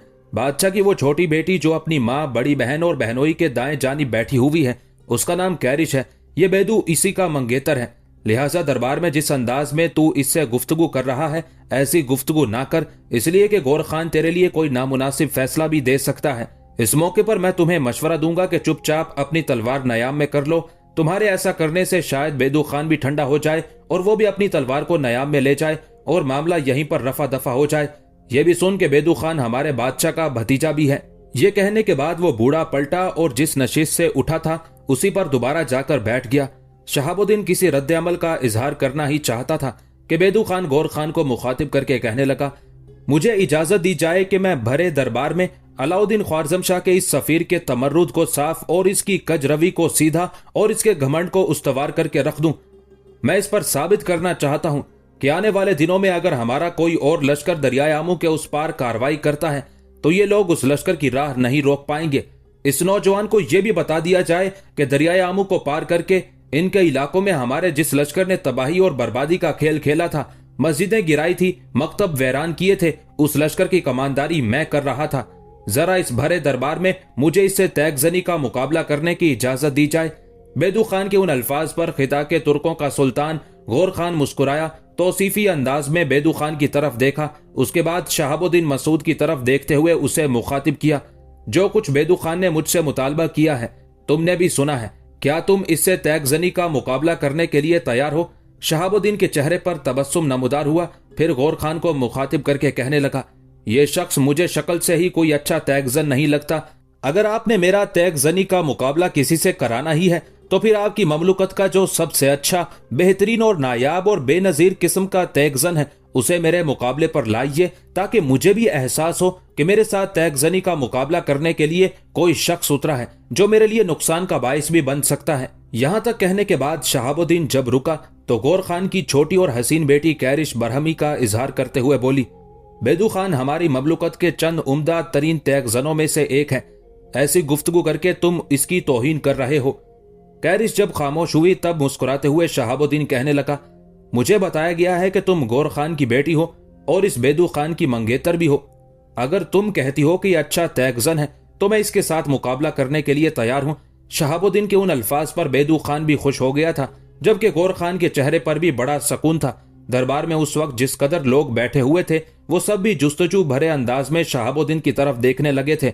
अपनी नशिस्त से उठकर बेदू खान जब शहाबुद्दीन की तरफ बढ़ा तब उसकी मंगेतर और गौर खान की छोटी बेटी कैरिश उसे मुखातिब करके कहने लगी, बेदू खान, मैं समझती हूँ ये तुम्हारे सामने ज्यादा देर नहीं निकाल सकेगा, लिहाजा इसे जख्मी करने की कोशिश न करना। ये एक सफीर है, इसके लिए हाथ जरा हल्का रखना ताकि ये सही सलामत अपने सुल्तान अलाउद्दीन के पास पहुंच सके। कैरिश के उन अल्फाज पर बेदू खुश हो गया था। घमंड और तमर्रुद का इजहार करते हुए शहाबुद्दीन के सामने आया। उसकी आमद तक शहाबुद्दीन भी मुकाबला करने के लिए तैयार हो गया था। शहाबुद्दीन के पास आकर धाड़ते लहजे में बेदू खान ने उसे मुखातिब किया, इस दरबार में दाखिल होने के बाद तूने दो बड़ी गलतियां बल्कि गुनाह किए हैं। पहला यह कि तूने सजदे के अंदाज में झुककर हमारे बादशाह गौर खान को ताजीम नहीं दी। तुमने दूसरी गुस्ताखी ये की है कि हमारे बादशाह गौर खान के सामने यह दावा किया कि अब हमारा कोई लश्कर दरियाए आमू को पार करके तुम्हारे इलाकों पर हमलावर हुआ तो वो लश्कर वापिस नहीं आएगा, और तुमने दावा किया कि तुम खुद उस लश्कर से टकराओगे और वापिस नहीं आने दोगे। सुनो, इससे पहले भी मैं लश्कर के एक हिस्से के साथ दरियाए आमू को पार करके तुम्हारी सरजमीनों में दाखिल हुआ था। अब भी चंद दिन का वक्फा डालकर फिर दाखिल होऊंगा ताकि तुम्हें मेरा मुकाबला करने का मौका मुयस्सर आ सके। रही बात इस मुकाबले की, तो मैं पहले ही बताए देता हूं कि तुम ज्यादा देर तक मेरे सामने नहीं ठहर सकोगे। लम्हों के अंदर मैं तुम्हारी हालत बेखानुमा, तुजूर, दुख के खूनी सायों और बूंद बूंद को तरसते शजर से भी बदतर बनाकर रख दूंगा। जब तक बेदू खान बोलता रहा, शहाबुद्दीन मुस्कुराते हुए उसकी तरफ देखता रहा। जब वो खामोश हुआ तब वो पुरजोश अंदाज में उसे मुखातिब करके कहने लगा, बेदू खान, ये तलवार का खेल है। ये तो वक्त बताएगा कि तुम मुझे जेर करते हो या मेरी तलवार की नोक तुम्हारी गर्दन को नापती है। बेदू खान, मैं किपचाक तुर्क हूं और तुम जानो हमें विरसे में इस तलवार के सिवा कुछ मिलता भी नहीं है। रही बात तुम्हारी धमकी की, तो जरा मुझसे टकरा कर देखो, फिर वक्त बताएगा कामयाबी किधर का रुख करती है, बदनामियां और रुसवाइयां किसके दामन में आती हैं। पर एक बात याद रखना बेदू, तुम जैसे जैतून के पत्तों पर बिजलियां गिराने वाले इब्लीस की उम्मत के नुमाइंदे और नफरतों और बदी की दलाली करते गलीज गुमाश्ते मैंने बहुत देख रखे हैं। वक्त जाया ना कर, आ मुझसे टकरा, फिर मेरे तेरे टकराव का अंजाम यहाँ सब बैठे लोग देखें। शहाबुद्दीन की उस गुफ्तगू से बेदू खान ताव खा गया था। फौरन अपनी तलवार को हरकत में लाया और अंधेरे के नकाब में जोश मारती हिद्दतों, चढ़ती जवानी का रक्स करते समंदर के खुरूज की तरह आवाजें निकालता हुआ टूट पड़ा था। शहाबुद्दीन ने पहले बेदू के हमले को रोकना शुरू किया, साथ ही साथ उसने अजीब से अंदाज में तकबीरें भी बुलंद करना शुरू कर दी थी। चंद बार बेदू के हमलों को रोकने के बाद शहाबुद्दीन एकदम जारहियत पर उतर आया था। अब वो बेदू खान पर इंतहा दर्जे के खतरनाक वार करने लगा था। दोनों कुछ देर तक उजाड़पन के झकड़ों की तरह एक दूसरे से टकराते रहे। शुरू में बेदू खान नफरत के खोलते अलमियों और शर की इंतहा पसंदी और किसी सहरा किसी दश्त की बढ़ती हिद्दत की तरह बढ़ चढ़कर हमले करता रहा, लेकिन जब शहाबुद्दीन ने उस पर उससे भी ज्यादा होलनाक और खतरनाक वार करने शुरू किए, तब बेदू खान को शहाबुद्दीन की तलवार के अंदर अपने लिए खतरे ही खदशे दिखाई देने लगे थे। इसलिए कि बेदू खान जहां शहाबुद्दीन पर एक वार करता था, वहां उतनी ही देर में शहाबुद्दीन उस पर 3 वार करने में कामयाब हो जाता था। इस तरह आहिस्ता आहिस्ता बेदू खान के अंदर थकावट और बेजारी के आसार नमूदार होने लगे थे, जबकि दूसरी तरफ शहाबुद्दीन के हमलों में कोहिस्तानों की बढ़ती वैरानियों की तरह हमलों की तेजी और वार करने का जोश बढ़ता चला जा रहा था। फिर दरबार में बैठे हुए सारे लोगों ने देखा कि शहाबुद्दीन के तेज हमलों के सामने बेदू के कदम लड़खड़ाने लगे थे। उसकी हालत देखते हुए गौर खान, उसके सारे अजीजो अकारिब, सालार और दरबारी संजीदा हो गए थे। तशवीशनाक अंदाज में बेदू की तरफ देख रहे थे, जबकि लम्हा बा लम्हा शहाबुद्दीन के सामने बेदू की हालत अब बोसीदा होते नकूश सन्नाटों की छाओं में मायूसियों के लम्हों से भी ज्यादा अबतर होना शुरू हो गई थी। अब सूरत हाल ये पैदा हो गई थी कि शहाबुद्दीन पहले की निस्बत भी पुरजोश अंदाज में बढ़ चढ़कर हमलावर हो रहा था और उसके हमलों में तेजी आ चुकी थी। दूसरी तरफ बेदू खान पूरी तरह थकावट महसूस कर रहा था, यहाँ तक कि शहाबुद्दीन अब उसे अपने आगे आगे धकेलने लगा था और बेदू खान उल्टे पांव पीछे हटता हुआ अपना दिफा करते हुए अपना आप बचाने और दरबार के अंदर अपनी इज्जत का भरम रखने की कोशिश करने लगा था। बेदू खान को उल्टे पांव भगाता हुआ शहाबुद्दीन एक बार उसे उस शाहनशीन के करीब लाया जिसके करीब गौर खान, उसकी बीवी, बेटियां और दामाद बैठा हुआ था। वहां आकर शहाबुद्दीन जोरदार अंदाज में चिल्लाया, बेदू खान संभल। बेदू खान की समझ में कुछ न आया था कि शहाबुद्दीन क्या करने लगा है। उसके बाद शहाबुद्दीन ने फिजा में थोड़ी सी जस्त लगाई थी। फिर जब उसने जोरदार अंदाज में बेदू खान की तलवार पर अपना वार किया था तो बेदू खान की तलवार को शहाबुद्दीन की तलवार काटती चली गई थी। बेदू खान की तलवार कटकर जमीन पर गिर गई थी। दस्ता उसके हाथ में पकड़ा रह गया था। उसी लम्हे शहाबुद्दीन ने अपनी तलवार की नोक बेदू खान की गर्दन पर रख दी। फिर तहक्कुम आमेज अंदाज में उसे कहने लगा, हाथ में ये पकड़ा हुआ दस्ता भी जमीन पर फेंक दो, वरना याद रखना मेरी तलवार की नोक में ऐसी तेजी आएगी कि तेरी गुद्दी को छूती चली जाएगी। बेदू खान सहम गया था, उसका रंग पीला हो गया था। हाथ में पकड़ा हुआ अपनी तलवार का दस्ता फौरन उसने फेंक दिया। उसके दस्ता फेंकने के साथ ही पलक झपकने में शहाबुद्दीन ने अपनी तलवार अपने बाएं हाथ में ले ली, अपना दायां हाथ बेदू खान की पेटी में डाला, एक बार फिर जोरदार अंदाज में तकबीर बुलंद की, फिर एक ही हाथ से उसने बेदू खान को उठाकर फजा में मुअल्लक कर दिया। थोड़ी देर तक उसे फजा में लहराता रहा, फिर उसे गौर खान के कदमों में फेंकते हुए वो पीछे हट गया। धीमे लहजे में कहने लगा, क्या ये है वो तैगजन जिससे मुतल्लिक आपकी बेटी ने दावा किया था कि यह आपकी सल्तनत के चंद उम्दा तैगजनों में से एक है? जैसी तैगजनी इसने की है, इससे बेहतर तैगजनी तो हमारे यहाँ की औरतें कर लेती हैं। शहाबुद्दीन मसूद ने जिस वक्त ये कलमात अदा किए, उसी वक्त गौर खान के लश्करों का सिपह सालार तानी को अपनी जगह पर उठ खड़ा हुआ, अपना हाथ अपनी तलवार के दस्ते पर ले गया, फिर कहने लगा, अपनी जबान को अपने मुंह के अंदर संभाल कर रखो। जो कलमात तुम अदा कर रहे हो वो हमारे लिए नाकाबिले बर्दाश्त हैं। ज्यादा फैलोगे तो तुम्हारी गर्दन कट भी सकती है। शहाबुद्दीन ने खा जाने वाले अंदाज में तानिको की तरफ देखा, फिर कहने लगा, तुम्हारे मुतालिक मुझे बताया गया है कि तुम सिपह सालारे आला हो। बेदू खान तो हार चुका है। अगर तुम्हें कोई शक और शुबा हो तो तैगजनी का मुकाबला करने के लिए तुम भी आ जाओ। तुम्हारी हालत बेदू खान से भी बदतर ना कर दी तो फिर मेरा नाम तब्दील करके मुझे मेरे सुल्तान की तरफ भेज देना। शहाबुद्दीन की उस गुफ्तगू से तानिको शर्मिंदा सा हो गया था। जवाब तलब से अंदाज में गौर खान की तरफ देखने लगा था। गौर खान ने हाथ के इशारे से जब उसे बैठने के लिए कहा तो तानिको बल खाता हुआ अपनी जगह पर बैठ गया। फिर गौर खान ने शहाबुद्दीन को मुखातिब किया, मैं समझता था कि तुम सिर्फ एक सफीर हो और अलाउद्दीन ख्वारज़म शाह ने तुम्हें सफीर बनाकर मेरी तरफ भेजा है, लेकिन ऐसा नहीं है। तुम एक उम्दा, लाजवाब और बेमिसाल तैगजन हो। बेदू खान को तैगजनी में अपने सामने जेर करके तुमने साबित कर दिया है कि तुम उन चंद तैगजनों में से हो जो हालात का रुख बदलने की ताकत और कुव्वत रखते हैं। पहले यह बताओ कि अलाउद्दीन ख्वारज़म शाह के लश्कर में तुम्हारी क्या हैसियत है? शहाबुद्दीन मुस्कुराया और कहने लगा, सुल्तान अलाउद्दीन ख्वारज़म शाह के लश्कर में मेरी हैसियत यह है कि मैं उसके लश्कर का एक कमतर कारकुन और लश्करी हूं, बस इससे ज्यादा मेरी कोई हैसियत नहीं। गौर खान ने कुछ सोचा, फिर फैसला कुन अंदाज में उसे मुखातिब करके कहने लगा, अगर ये बात है तो जो पैगाम तुम्हें अलाउद्दीन ने दिया था वो तुम पहुंचा चुके, अब तुम जा सकते हो। वापिस जाकर अलाउद्दीन से कहना कि खिराज की रकम उसके जिम्मे है, उसकी अदायगी कर दे, वरना आने वाले दौर में वो ऐसी तबाही और बर्बादी देखेगा कि उसके पास पिछतावे के अलावा कुछ ना रहेगा। गौर खान के उन अल्फाज का शहाबुद्दीन ने कोई जवाब ना दिया और गौर खान के दरबार से निकल गया था। उसके जाने के बाद बेदू खान अपनी जगह पर उठा, अपने कपड़े झाड़े, एक अफसुर्दा सी निगाह उसने अपनी कटी हुई तलवार पर डाली, फिर गौर खान को मुखातिब करके कहने लगा, अलाउद्दीन ख्वारज़म शाह का ये सफीर भरे दरबार में मेरी तौहीन, मेरी बेइज्जती का बाइस बना है। मैं इसे बचकर वापस नहीं जाने दूंगा। अपनी ही सरजमीनों में इसे लहू में नहला कर रख दूंगा। उसके साथ ही बेदू खान जहां से उठा वहीं जाकर बैठ गया था। यहां तक कि गौर खान ने उसे मुखातिब किया, बेदू खान, वो सफीर की हैसियत से यहां आया है। सफीर की यह हालत करना मुनासिब नहीं है, इसलिए कि हमारे सफीर और हमारे नुमाइंदे भी खिराज तलब करने के लिए अलाउद्दीन के पास जाते रहते हैं। इस बिना पर सफीर से बुरा सलूक नहीं होना चाहिए।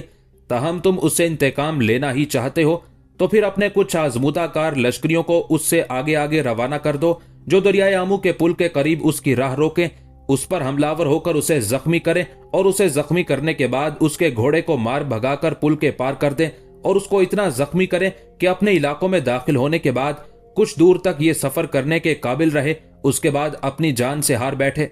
मेरे ख्याल में अगर हम ऐसा करते हैं तो फिर उसके जख्मी होने या मारे जाने के जवाज में हम ये कह सकते हैं कि वो हमारे यहां से बिल्कुल सलामत गया था और दरियाए आमू के पुल के पार उस पर कोई हमलावर हुआ और उसकी जान के दर पे हो गया।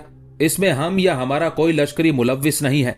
गौर खान के अल्फाज सुनकर बेदू खान खुश हो गया था और फिर वो अपनी जगह से उठा और दरबार से निकल गया था।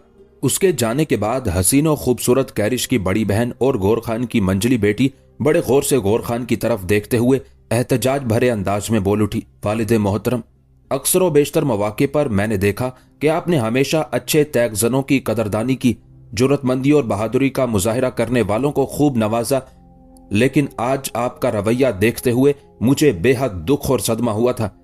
अलाउद्दीन ख्वारज़म शाह का सफीर, जिसने अपना नाम शहाबुद्दीन मसूद बताया था और जिसने हमारे भरे दरबार में बेहतरीन बहादुरी और जुर्रतमंदी और इस्तक़लाल और उलुल अज़मी और एक उम्दा हौसला मंदी का मुजाहिरा किया, इनाम देने की बजाय एक तरह से आपने उसे धुतकार कर निकाल दिया। वालिद मोहतरम, चाहिए तो यह था कि आप उसे जीप भर कर इनाम और इकराम से नवाजते, उसकी जुर्रतमंदी, उसकी दलेरी की हौसला अफजाई करते, उसकी ताकत और कुव्वत का एतराफ करते, लेकिन ऐसा करने की बजाय आपने बेदू खान को इजाजत दे दी कि वो उसे दरियाए आमू के पुल के करीब जख्मी करके उसे उसके इलाकों की तरफ धकेल दे। क्या एक अच्छे तैगजन, एक लाजवाब जंगजू के साथ ऐसा करना, ऐसा रवैया रखना इंसाफ पर मबनी है? जोजन की उस गुफ्तगू पर उसकी छोटी और खूबसूरत बहन कैरिश, जो बेदू खान की मंगेतर थी, बड़े गौर और नापसंदीदगी के से अंदाज में जोजन की तरफ देख रही थी। उस मौके पर उसकी आंखों में शिकवे ही शिकवे और सवाल ही सवाल थे। शायद वो अपनी बहन को मुखातिब करके कुछ कहती कि उससे पहले ही गौर खान बोल उठा था, जोजन मेरी बेटी, तुम्हें गलत फहमी हुई है। भरे दरबार में अलाउद्दीन ख्वारज़म शाह के इस सालार ने तैगजनी के मुकाबले में बेदू खान को नीचा दिखाया है, उसकी बेइज्जती और उसकी तौहीन का बाइस बना है। अब बेदू खान ने अपनी उस बेइज्जती का इंतकाम तो लेना है। मेरी बच्ची, ये भी याद रखो, बेदू खान सिर्फ मेरा भतीजा ही नहीं, तुम्हारी छोटी बहन कैरिश का मंगेतर भी है। इस बिना पर उसकी बात को टाला नहीं जा सकता। गौर खान जब खामोश हुआ तब अजीब से अंदाज में उसकी तरफ देखते हुए जोजन बोल उठी, वालिद मोहतरम, मैं आपकी इस तोहजी से इत्तेफाक नहीं करती। कल को अगर बेदू खान जिद करेगा कि आप तख्तो-ताज से अलहदा हो जाएं और वो तख्तो-ताज का मालिक बनना चाहता है, तो क्या आप ऐसा कर गुजरेंगे? जोजन के उन अल्फाज पर गौर खान चौंक उठा था। अजीब सी शर्मिंदगी के एहसास में लम्हा भर के लिए उसने अपनी बेटी जोजन की तरफ देखा, फिर कहने लगा, ये तुम किस किस्म की गुफ्तगू कर रही हो बेटी? अलाउद्दीन ख्वारज़म शाह का सफीर भरे दरबार में बेदू खान की बेइज्जती का बाइस बना, तो क्या बेदू अपनी उस बेइज्जती के जवाब में खामोश रहे और किसी रद्द अमल का इजहार ना करे? गौर खान के उन अल्फाज के जवाब में जुर्रतमंदी का मुजाहिरा करते हुए उसकी बेटी जोजन फिर बोल उठी थी, बाबा, बेदू खान खुद रीछ की मकरू खड़खड़ाहट का इजहार करते हुए उस सफीर के साथ तैगजनी का मुकाबला करने के लिए तैयार हुआ था, पर मुकाबले के दौरान आपने देखा कि अलाउद्दीन ख्वारज़म शाह का वो सफीर कैसे रादो बर्क की तूफानी योरिश की तरह हमलावर हुआ और बेदू की सारी बुलंदियों को पस्तियों में तब्दील करके रख दिया। जब वो सफीर बेदू खान पर तेज हमले कर रहा था तो बेदू खान की जबान में कांटे और हल्क में फंदे पड़ गए थे। मुकाबला हारने के बावजूद जो आपने उसे उस नौजवान की राह रोकने और उसे जख्मी करने की इजाजत दे दी है, तो मेरे बाप, आपके इस फैसले से बेदू खान बेजमीरी के ज्यादा ख्वाब देखना शुरू कर देगा, जो हमारे लिए मुज़िर भी साबित हो सकते हैं। गौर खान ने जोजन की उस गुफ्तगू को नापसंद किया था। कहने लगा, बेटी, बेदू खान मेरा भतीजा होने के साथ हमारी ममलुकत का बेहतरीन सालार है और फिर आने वाला सफीर मुसलमान है। तुम दोनों से यकसा सलूक की तवक्को तो ना रखो। गौर खान मजीद कुछ कहता कि उसकी बात काटते हुए जोजन बोल उठी, बाबा अगर ये बात है और अगर आप मुसलमानों को अपने आप से कमतर ख्याल करते हैं तो मेरा रिश्ता आपने समरकंद के हाकिम उस्मान खान के साथ क्यों तय कर दिया है? गौर खान ने घूरकर जोजन की तरफ देखा और कहने लगा, अभी रिश्ता देने का वादा किया है, रिश्ता दिया नहीं है जिससे मैं किसी भी वक्त इनकार कर सकता हूं। गौर खान शायद उस मौके पर मजीद अपनी बेटी जोजन के साथ उलझना नहीं चाहता था, लिहाजा उसने दरबार बर्खास्त कर दिया था। शहाबुद्दीन मसूद अपने घोड़े को सर पर दौड़ाते हुए जब दरियाए आमू के पुल के करीब आया तो अचानक एक तरफ से कुछ सवार नमूदार हुए और उसकी राह रोक खड़े हुए। ये सूरत हाल देखते हुए शहाबुद्दीन ने फौरन अपने घोड़े की बागें खींचते हुए उसे रोक दिया था। राह रोकने वालों में से एक उसे मुखातिब करते हुए बोल उठा, अलाउद्दीन ख्वारज़म शाह के सफीर, हमारे बादशाह गौर खान को ताजीम ना देने और बेदू को शिकस्त देने के बाद तुम यूं सही सलामत तो अपने इलाकों में नहीं जा सकते। हम तुम्हें इस कदर जख्मी करेंगे कि अपने मरकजी शहर तक ना पहुंच सको, रास्ते ही में दम तोड़ दो। उसकी उस गुफ्तगू से शहाबुद्दीन खोल उठा था। आतिशी लहजे में मुखातिब करके कहने लगा, सफ दर सफ कतार दर कतार मेरी राह रोकने वालों, तुम जैसे अंधेरे की बुकल में छुपे कर्ब खेज खरखराहट देने वाले खूक मैंने बहुत देख रखे हैं। मेरी राह छोड़ दो वरना मौत से हम किनार हो जाओगे। राह रोकने वालों में से एक फिर शहाबुद्दीन को मुखातिब करके कहने लगा, अलाउद्दीन ख्वारज़म शाह के सफीर, वक्त की तेज रफ्तारी में तुझ जैसे नौजवान जो कहर भरे झक्कड़ होने का दावा करते हैं वो हमने भी बहुत देख रखे हैं। हम तो यहाँ तेरी हालत लहद में उतरती शब से भी भयानक बनाकर रखेंगे। शहाबुद्दीन और ज्यादा खोल उठा। तलवार बेनियाम करके उसने ढाल पर भी गिरफ्त मजबूत कर ली थी। फिर पहले से भी ज्यादा होलनाक लहजे में बोल उठा, मुझे अपने मरकजी शहर ख्वारज़म हर सूरत में पहुंचना है, चाहे मुझे तुम्हारे जिस्मों के चीथड़े उड़ाकर भी आगे ना बढ़ना पड़े। मेरी राह छोड़ दो वरना थोड़ी देर तक तुम देखोगे तुम्हारी हालत मैं शहर बदर हकीकतों और मंजिल के आखिरी नोहे से भी बदतर करता हुआ आगे निकल जाऊंगा। यहां तक कहते कहते शहाबुद्दीन मसूद को रुक जाना पड़ा था, इसलिए कि अचानक उसी समत से जिस समत से राह रोकने वाले नमूदार हुए थे तीरों की तेज बाढ़ किसी ने मारी थी। उन तीरों की वजह से राह रोकने वालों में से कई एक छलनी होकर अपने घोड़ों से गिर गए थे, बाकी अभी तजब्जुब और परेशानी की हालत ही में थे कि एक बार फिर तीरों की बाढ़ आई। जो अभी तक घोड़ों पर बैठे थे वो भी जख्मी होकर जमीन पर गिर गए। ये सूरत हाल शहाबुद्दीन मसूद के लिए बड़ी गैर मुतवक्के थी। वो कभी अपने सामने राह रोकने वालों की लाशों को देखता था और कभी अपने दाएं जानिब देखता था जिधर से 2 बार किसी ने तीरों की बरसात की थी। शहाबुद्दीन अजीब शशोपंज की हालत में खड़ा था। उसके सामने राह रोकने वालों की लाशें पड़ी थी और उनके घोड़े इधर उधर बिदके फिर रहे थे। उसकी निगाहें बार बार उस समत उठ जाती थी जिधर से तीरों की बरसात हुई थी। अचानक वो चौंक उठा, इसलिए कि दाएं जानिब जो कोहिस्तानी सिलसिला था उससे कई नौजवान उसे नीचे उतरते दिखाई दिए। उन सब के कंधों से कमाने और पुष्ट पर तरकश लटक रहे थे। शहाबुद्दीन के करीब आकर उनमें से एक बड़ी हमदर्दी और अपनाइयत में शहाबुद्दीन को मुखातिब करके कहने लगा, इब्ने मसूद, रुको नहीं, अपनी मंजिल की तरफ निकल जाओ। हम तुम्हारे दुश्मन नहीं दोस्त हैं। दरियाए आमू का पुल आगे बिल्कुल करीब है। मरने वालों के घोड़ों को भी अपने आगे आगे हाँकते हुए ले जाओ, ये तुम्हारे काम आएंगे। शहाबुद्दीन अभी तक आने वालों की तरफ बड़े गौर से देख रहा था। उसे मुखातिब करने वाला जब खामोश हुआ तब शहाबुद्दीन जुस्तजू भरे अंदाज में बोल उठा, साहिबो, क्या मैं जान सकता हूं तुम लोग कौन हो? क्यों मेरी मदद करने के लिए आए हो? और शहाबुद्दीन को रुक जाना पड़ा, इसलिए कि जो पहले उससे मुखातिब हुआ था वही कहने लगा, ये फजूल सवाल है, इससे तुम्हें कुछ हासिल ना होगा।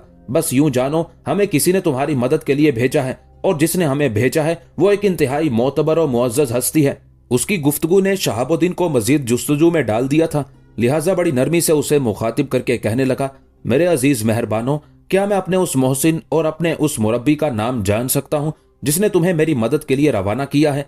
शहाबुद्दीन को मुखातिब करने वाले के चेहरे पर हल्का सा तबस्सुम नमूदार हुआ। फिर वो कहने लगा, फिलहाल हम उसका नाम तुमसे नहीं कह सकते, इसलिए कि हमारे लिए यही हुक्म है। हम तुमसे मजीद गुफ्तगू भी नहीं करेंगे। हमारे घोड़े कोहिस्तानी सिलसिले के उस तरफ खड़े हैं और हमें फिलफोर वापस जाना है।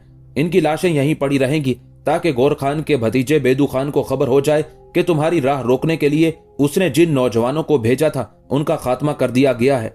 अब तुम जाओ, हम तुमसे मजीद गुफ्तगू नहीं करेंगे। उसके साथ ही वो मुड़े भागते हुए कोहिस्तानी सिलसिले पर चढ़े, फिर दूसरी समत उतर गए थे। जब वो शहाबुद्दीन की आंखों से ओझल हो गए तब शहाबुद्दीन ने अपने घोड़े को एड़ लगाई। मरने वालों के सब घोड़ों को उसने अपने आगे आगे लगाया और तेजी से हाँकता हुआ वो दरियाए आमू का कश्तियों का पुल अबूर कर रहा था। सुल्तान अलाउद्दीन ख्वारज़म शाह अपने मरकजी शहर ख्वारज़म के नवाह में मुस्तकर के वस्त में खुले मैदान के अंदर नए भर्ती किए जाने वाले लश्करियों की तरबियत का बगौर जायजा ले रहा था। उस मौके पर उसके सालार और वुज़रा के अलावा कुछ उमराए सल्तनत भी उसके हमराह थे। लश्करियों की तरबियत के मंजर को देखते हुए अलाउद्दीन अचानक चौंक सा पड़ा, इसलिए कि एक तरफ से शहाबुद्दीन अपने घोड़े को सर पर दौड़ाता हुआ आया था। सुल्तान के पास आकर वो अपने घोड़े से उतरा, बुलंद आवाज में सलाम किया, फिर सबसे उसने पुरजोश मुसाफा किया। उस मौके पर जुस्तजू भरे अंदाज में अलाउद्दीन ख्वारज़म शाह ने उसे मुखातिब किया, मेरे अजीज, क्या अखलात से तू हमारे लिए अच्छी खबर लाया है? जवाब में शहाबुद्दीन ने गौर खान के दरबार में होने वाली सारी गुफ्तगू से अलाउद्दीन को आगाह कर दिया था और अलाउद्दीन शहाबुद्दीन की उस कारगुजारी पर थोड़ी देर मुस्कुराता रहा, उसका शाना थपथपाया और कहने लगा, तूने अपने अमल, अपनी तैगजनी से यकीनन गौर खान, उसके सालारों और लश्करियों पर एक अच्छा बल्कि खौफनाक तासुर छोड़ा है। अब तूने जो ये बताया है कि बेदू खान, जो गौर खान का भतीजा भी है, वही दरियाए आमू को पार करके हमारे इलाकों पर हमलावर हुआ था और वो फिर ऐसा करेगा, तो उसका सद्देबाब करने के लिए तुम्हारे पास क्या लाहे अमल है? सुल्तान अलाउद्दीन के खामोश होने पर शहाबुद्दीन बोल उठा, सुल्तान मोहतरम, जिन इलाकों पर खिता के गैर मुस्लिम तुर्क हमलावर होते हैं, उनकी हिफाजत करना हमारे लिए इंतहाई अहम है। वहां हमें अपना एक खासा बड़ा लश्कर रखना होगा। उस लश्कर के जरिए न सिर्फ हम हमलावर गौर खान के लश्करियों को रोक सकते हैं, उन्हें नुकसान पहुंचा सकते हैं, बल्कि आने वाले दौर में अगर गौर खान हमारे इलाकों पर चढ़ दौड़ता है, हम पर हमलावर होता है, तो उन इलाकों में जो लश्कर मौजूद होगा वो गौर खान की पेशकदमी को उसकी पसपाई में तब्दील कर सकता है। सुल्तान मोहतरम, अगर किसी दौर में या किसी वक्त गौर खान दरियाए आमू को अबूर करके अपने लश्कर के साथ हमारी सरजमीनों पर हमलावर होता है, तो दरियाए आमू के किनारे हमारे इलाकों में जो हमारा लश्कर मुतय्यन होगा वो दरियाए आमू को अबूर करके गौर खान के इलाकों पर हमलावर हो जाएगा। साथ ही गौर खान को यह भी इतला दे दी जाएगी कि वो तो मुसलमानों के इलाकों में पेशकदमी कर रहा है, जबकि खुद उसके इलाकों में मुसलमान हमलावर हो चुके हैं। ऐसी सूरत में गौर खान पेशकदमी करने की बजाय पसपाई को तरजीह देगा। इब्ने मसूद, जो कुछ तुमने कहा है बज़ाहिर ये बड़ी अच्छी तजवीज़ है, लेकिन नामुमकिन है, इस पर अमल नहीं किया जा सकता। अब तुम मुझसे ये भी पूछोगे कि ये कैसे नामुमकिन है, क्यों इस पर अमल नहीं किया जा सकता, तो मैं तुम्हारे सामने इसकी भी वजाहत कर देता हूँ। मामला यूं है कि अगर गौर खान दरियाए आमू को अबूर करके हमारे इलाकों पर हमलावर होगा, तो याद रखना दरियाए आमू का पुल तो गौर खान के लश्करियों ही की निगाह में होगा। वैसे भी गौर खान उस पुल को अपनी मिल्कियत ख्याल करता है। अगर गौर खान हमारे इलाकों पर हमलावर होगा तो यकीनन पुल की हिफाजत के लिए भी अपने लश्कर का कोई हिस्सा मुकर्रर करेगा। ऐसी सूरत में हमारा कोई भी लश्कर कैसे पुल को अबूर करके गौर खान के इलाकों में दाखिल होगा, उसके इलाकों में तुर्को-ताज तबाही और बर्बादी का खेल ना खेल पाएगा। मोहतरम, ये नामुमकिन नहीं है, बल्कि बड़ा आसान खेल है। गौर खान की पेशकदमी को रोकने के लिए अगर हम उसके इलाकों में घुसकर दूर तक तुर्को-ताज करने का इरादा करते हैं, तो इस मकसद के लिए हमें पुल को इस्तेमाल करने की जरूरत ही नहीं है। यहां तक कहते कहते शहाबुद्दीन को रुक जाना पड़ा, इसलिए कि अलाउद्दीन बोल उठा, इब्ने मसूद, शायद तुमने दरियाए आमू का कभी बगौर जायजा नहीं लिया। बगैर पुल के उसे अबूर करना इंतहाई खतरनाक बल्कि नामुमकिन है। दरियाए आमू से मुतालिक तुमने ये भी सुन रखा होगा कि ताकतवर से ताकतवर घोड़ा बड़ी मुश्किल से उसे अबूर कर सकता है। हाँ, अगर उस घोड़े की पीठ पर कोई सवार बैठा हो तो फिर घोड़ा दरिया को पार नहीं कर सकता। ये आजमाई हुई बात है जो मैं तुमसे कह रहा हूं। सुल्तान की उस गुफ्तगू से शहाबुद्दीन मुस्कुराया, फिर कहने लगा, सुल्तान मोहतरम, पुल या घोड़े के जरिए दरिया को अबूर करने के अलावा भी बहुत से तरीके हैं। मेरी पहली गुजारिश तो आपसे ये है कि आप मुझे एक लश्कर मुहैया कर दें। मैं उन इलाकों में कयाम करूंगा जहां गौर खान के लश्करी दरियाए आमू को पार करके हमलावर होते हैं और तबाही और बर्बादी का खेल खेलते हैं और लूट मार करते हैं। मैं आपको यकीन दिलाता हूं कि मैं उन्हें ना तबाही का खेल खेलने दूंगा, ना उन्हें लूट मार करने दूंगा, बल्कि उन्हें ऐसा नुकसान पहुंचाऊंगा कि वो सोच समझकर हमारे इलाकों पर हमलावर होने की कोशिश करेंगे। अलाउद्दीन मुस्कुरा दिया, कहने लगा, इब्ने मसूद, मैं तुम्हें लश्कर का एक हिस्सा भी मुहैया कर दूंगा, तुम्हें वहां मुतय्यन भी कर दूंगा, लेकिन पहले अपने काम की वजाहत करो। तुम दुश्मन को कैसे रोकोगे, कैसे उन पर जवाबी जरब लगाओगे? शहाबुद्दीन ने अपने होठों पर जबान फेरी, फिर वो कह रहा था, सुल्तान मोहतरम, सबसे पहले मुझे खासी तादाद में मशकीज़ें मुहैया किए जाएं। इसके अलावा मुझे कुछ मखसूस तादाद में सुर्ख और हरी झंडियों की भी जरूरत पड़ेगी। अलाउद्दीन ख्वारज़म शाह ने उस मौके पर घूरने के अंदाज में शहाबुद्दीन की तरफ देखा। पहले इनकी अफादियत बताओ, फिर मजीद गुफ्तगू करते हैं। शहाबुद्दीन ने फिर अपने होठों पर जबान फेरी, उसके बाद सुल्तान को मुखातिब करते हुए कहने लगा, सुल्तान मोहतरम, जहां तक मशकीजों का ताल्लुक है तो जिस वक्त मैंने अपने साथियों के साथ दुश्मन के इलाकों में घुसकर उसे नुकसान पहुंचाने या उसकी पेशकदमी को रोकने का इरादा करना होगा, तो मैं इन मशकीजों में खुश घास या पराली भर के और मशकीजों का मुंह खूब अच्छी तरह बांधकर इनके जरिए अपने साथियों के साथ दरियाए आमू को अबूर कर सकता हूं। अगर मशकीजों के अंदर खूब ठोंस ठोंस कर खुश घास या पराली या ऐसी ही कोई और चीज भर दी जाए और इनका मुंह अच्छी तरह बंद कर दिया जाए तो फिर इन मशकीजों के जरिए बड़ी आसानी के साथ दरिया को अबूर किया जा सकता है। जहां तक हरी झंडियों का ताल्लुक है तो दरिया के किनारे जो मुसलमानों की आबादियां हैं, जहां गोर खान के लश्करी हमलावर होते हैं, वहां मैं कुछ मखसूस घरों का इंतखाब करूंगा जिनकी छतों पर उन हरी सुर्ख झंडियों को लहराने का काम सर अंजाम दिया जाएगा। वो मखसूस लोग अमन की सूरत में अपने घरों के ऊपर सब झंडे लहराते रहेंगे जिनकी इब्तदा दरियाए आमू के पुल की तरफ से होगी, और जब गौर खान के लश्करी दरिया के पुल को अबूर करके हमारे इलाकों पर हमलावर होने की कोशिश करेंगे तो सबसे पहली बस्ती जो करीब होगी उसके ऊपर जो हरा झंडा लहरा रहा होगा उस जगह सुर्ख झंडा लहरा दिया जाएगा। इस तरह आगे जिस कदर बस्तियां होंगी वो यके बाद दीगरे सुर्ख झंडे लहराती चली जाएंगी, इसलिए कि जब एक बस्ती की छत पर सुर्ख झंडा होगा तो दूसरी बस्ती उसे देखते हुए अपना हरा झंडा नीचे करके सुर्ख झंडा लहरा देगी। इस तरह आखिर तक सुर्ख झंडे लहराते चले जाएंगे जो हमारे लिए इशारा होगा कि दुश्मन हमलावर होने के लिए आ रहा है, और यह इशारा मिलते ही फिर देखिएगा मैं गौर खान के लश्कर पर किस तरह हमलावर होकर उसे अपने इलाकों में घुसने की सजा देता हूं। शहाबुद्दीन जब खामोश हो गया तब अलाउद्दीन थोड़ी देर तक तौसीफी अंदाज में उसकी तरफ देखता रहा, फिर उसका शाना थपथपाया और कहने लगा, इब्ने मसूद, जो कुछ तुमने कहा है वो काबिल अमल है और इसके जरिए यकीनन हम गौर खान के लश्करियों को न सिर्फ इतना नुकसान पहुंचा सकते हैं बल्कि जरूरत पड़ने पर, जैसा कि तुमने कहा है, गौर खान की पेशकदमी को पसपाई में भी तब्दील कर सकते हैं। इब्ने मसूद, ये गुफ्तगू करके तुमने मेरा दिल खुश कर दिया है। अब मुतमईन रहो, चंद दिन के अंदर ही मशकीज़े हरी और सुर्ख झंडियों के अलावा तुम्हें दूसरा सारा हरबो जरब का सामान मुहैया कर दिया जाएगा। तुम्हारी मातहती में मैं एक खासा बड़ा लश्कर रखूंगा। लश्करी अब तुमसे काफी मानूस भी हो चुके हैं, वो तुम्हें पसंद करते हैं, तुम्हें चाहते भी हैं। मुझे उम्मीद है कि गौर खान के लश्करियों के खिलाफ तुम अपने लश्कर से खूब काम लोगे। अब तुम आराम करो, बहुत जल्द तुम्हारे लिए सारे इंतजामात को आखिरी शक्ल दे दी जाएगी और तुम्हें उन इलाकों में मुतय्यन कर दिया जाएगा जहां गौर खान के लश्करी हमलावर होते हैं। उसके साथ ही सुल्तान से इजाजत लेकर शहाबुद्दीन वहां से हट गया था।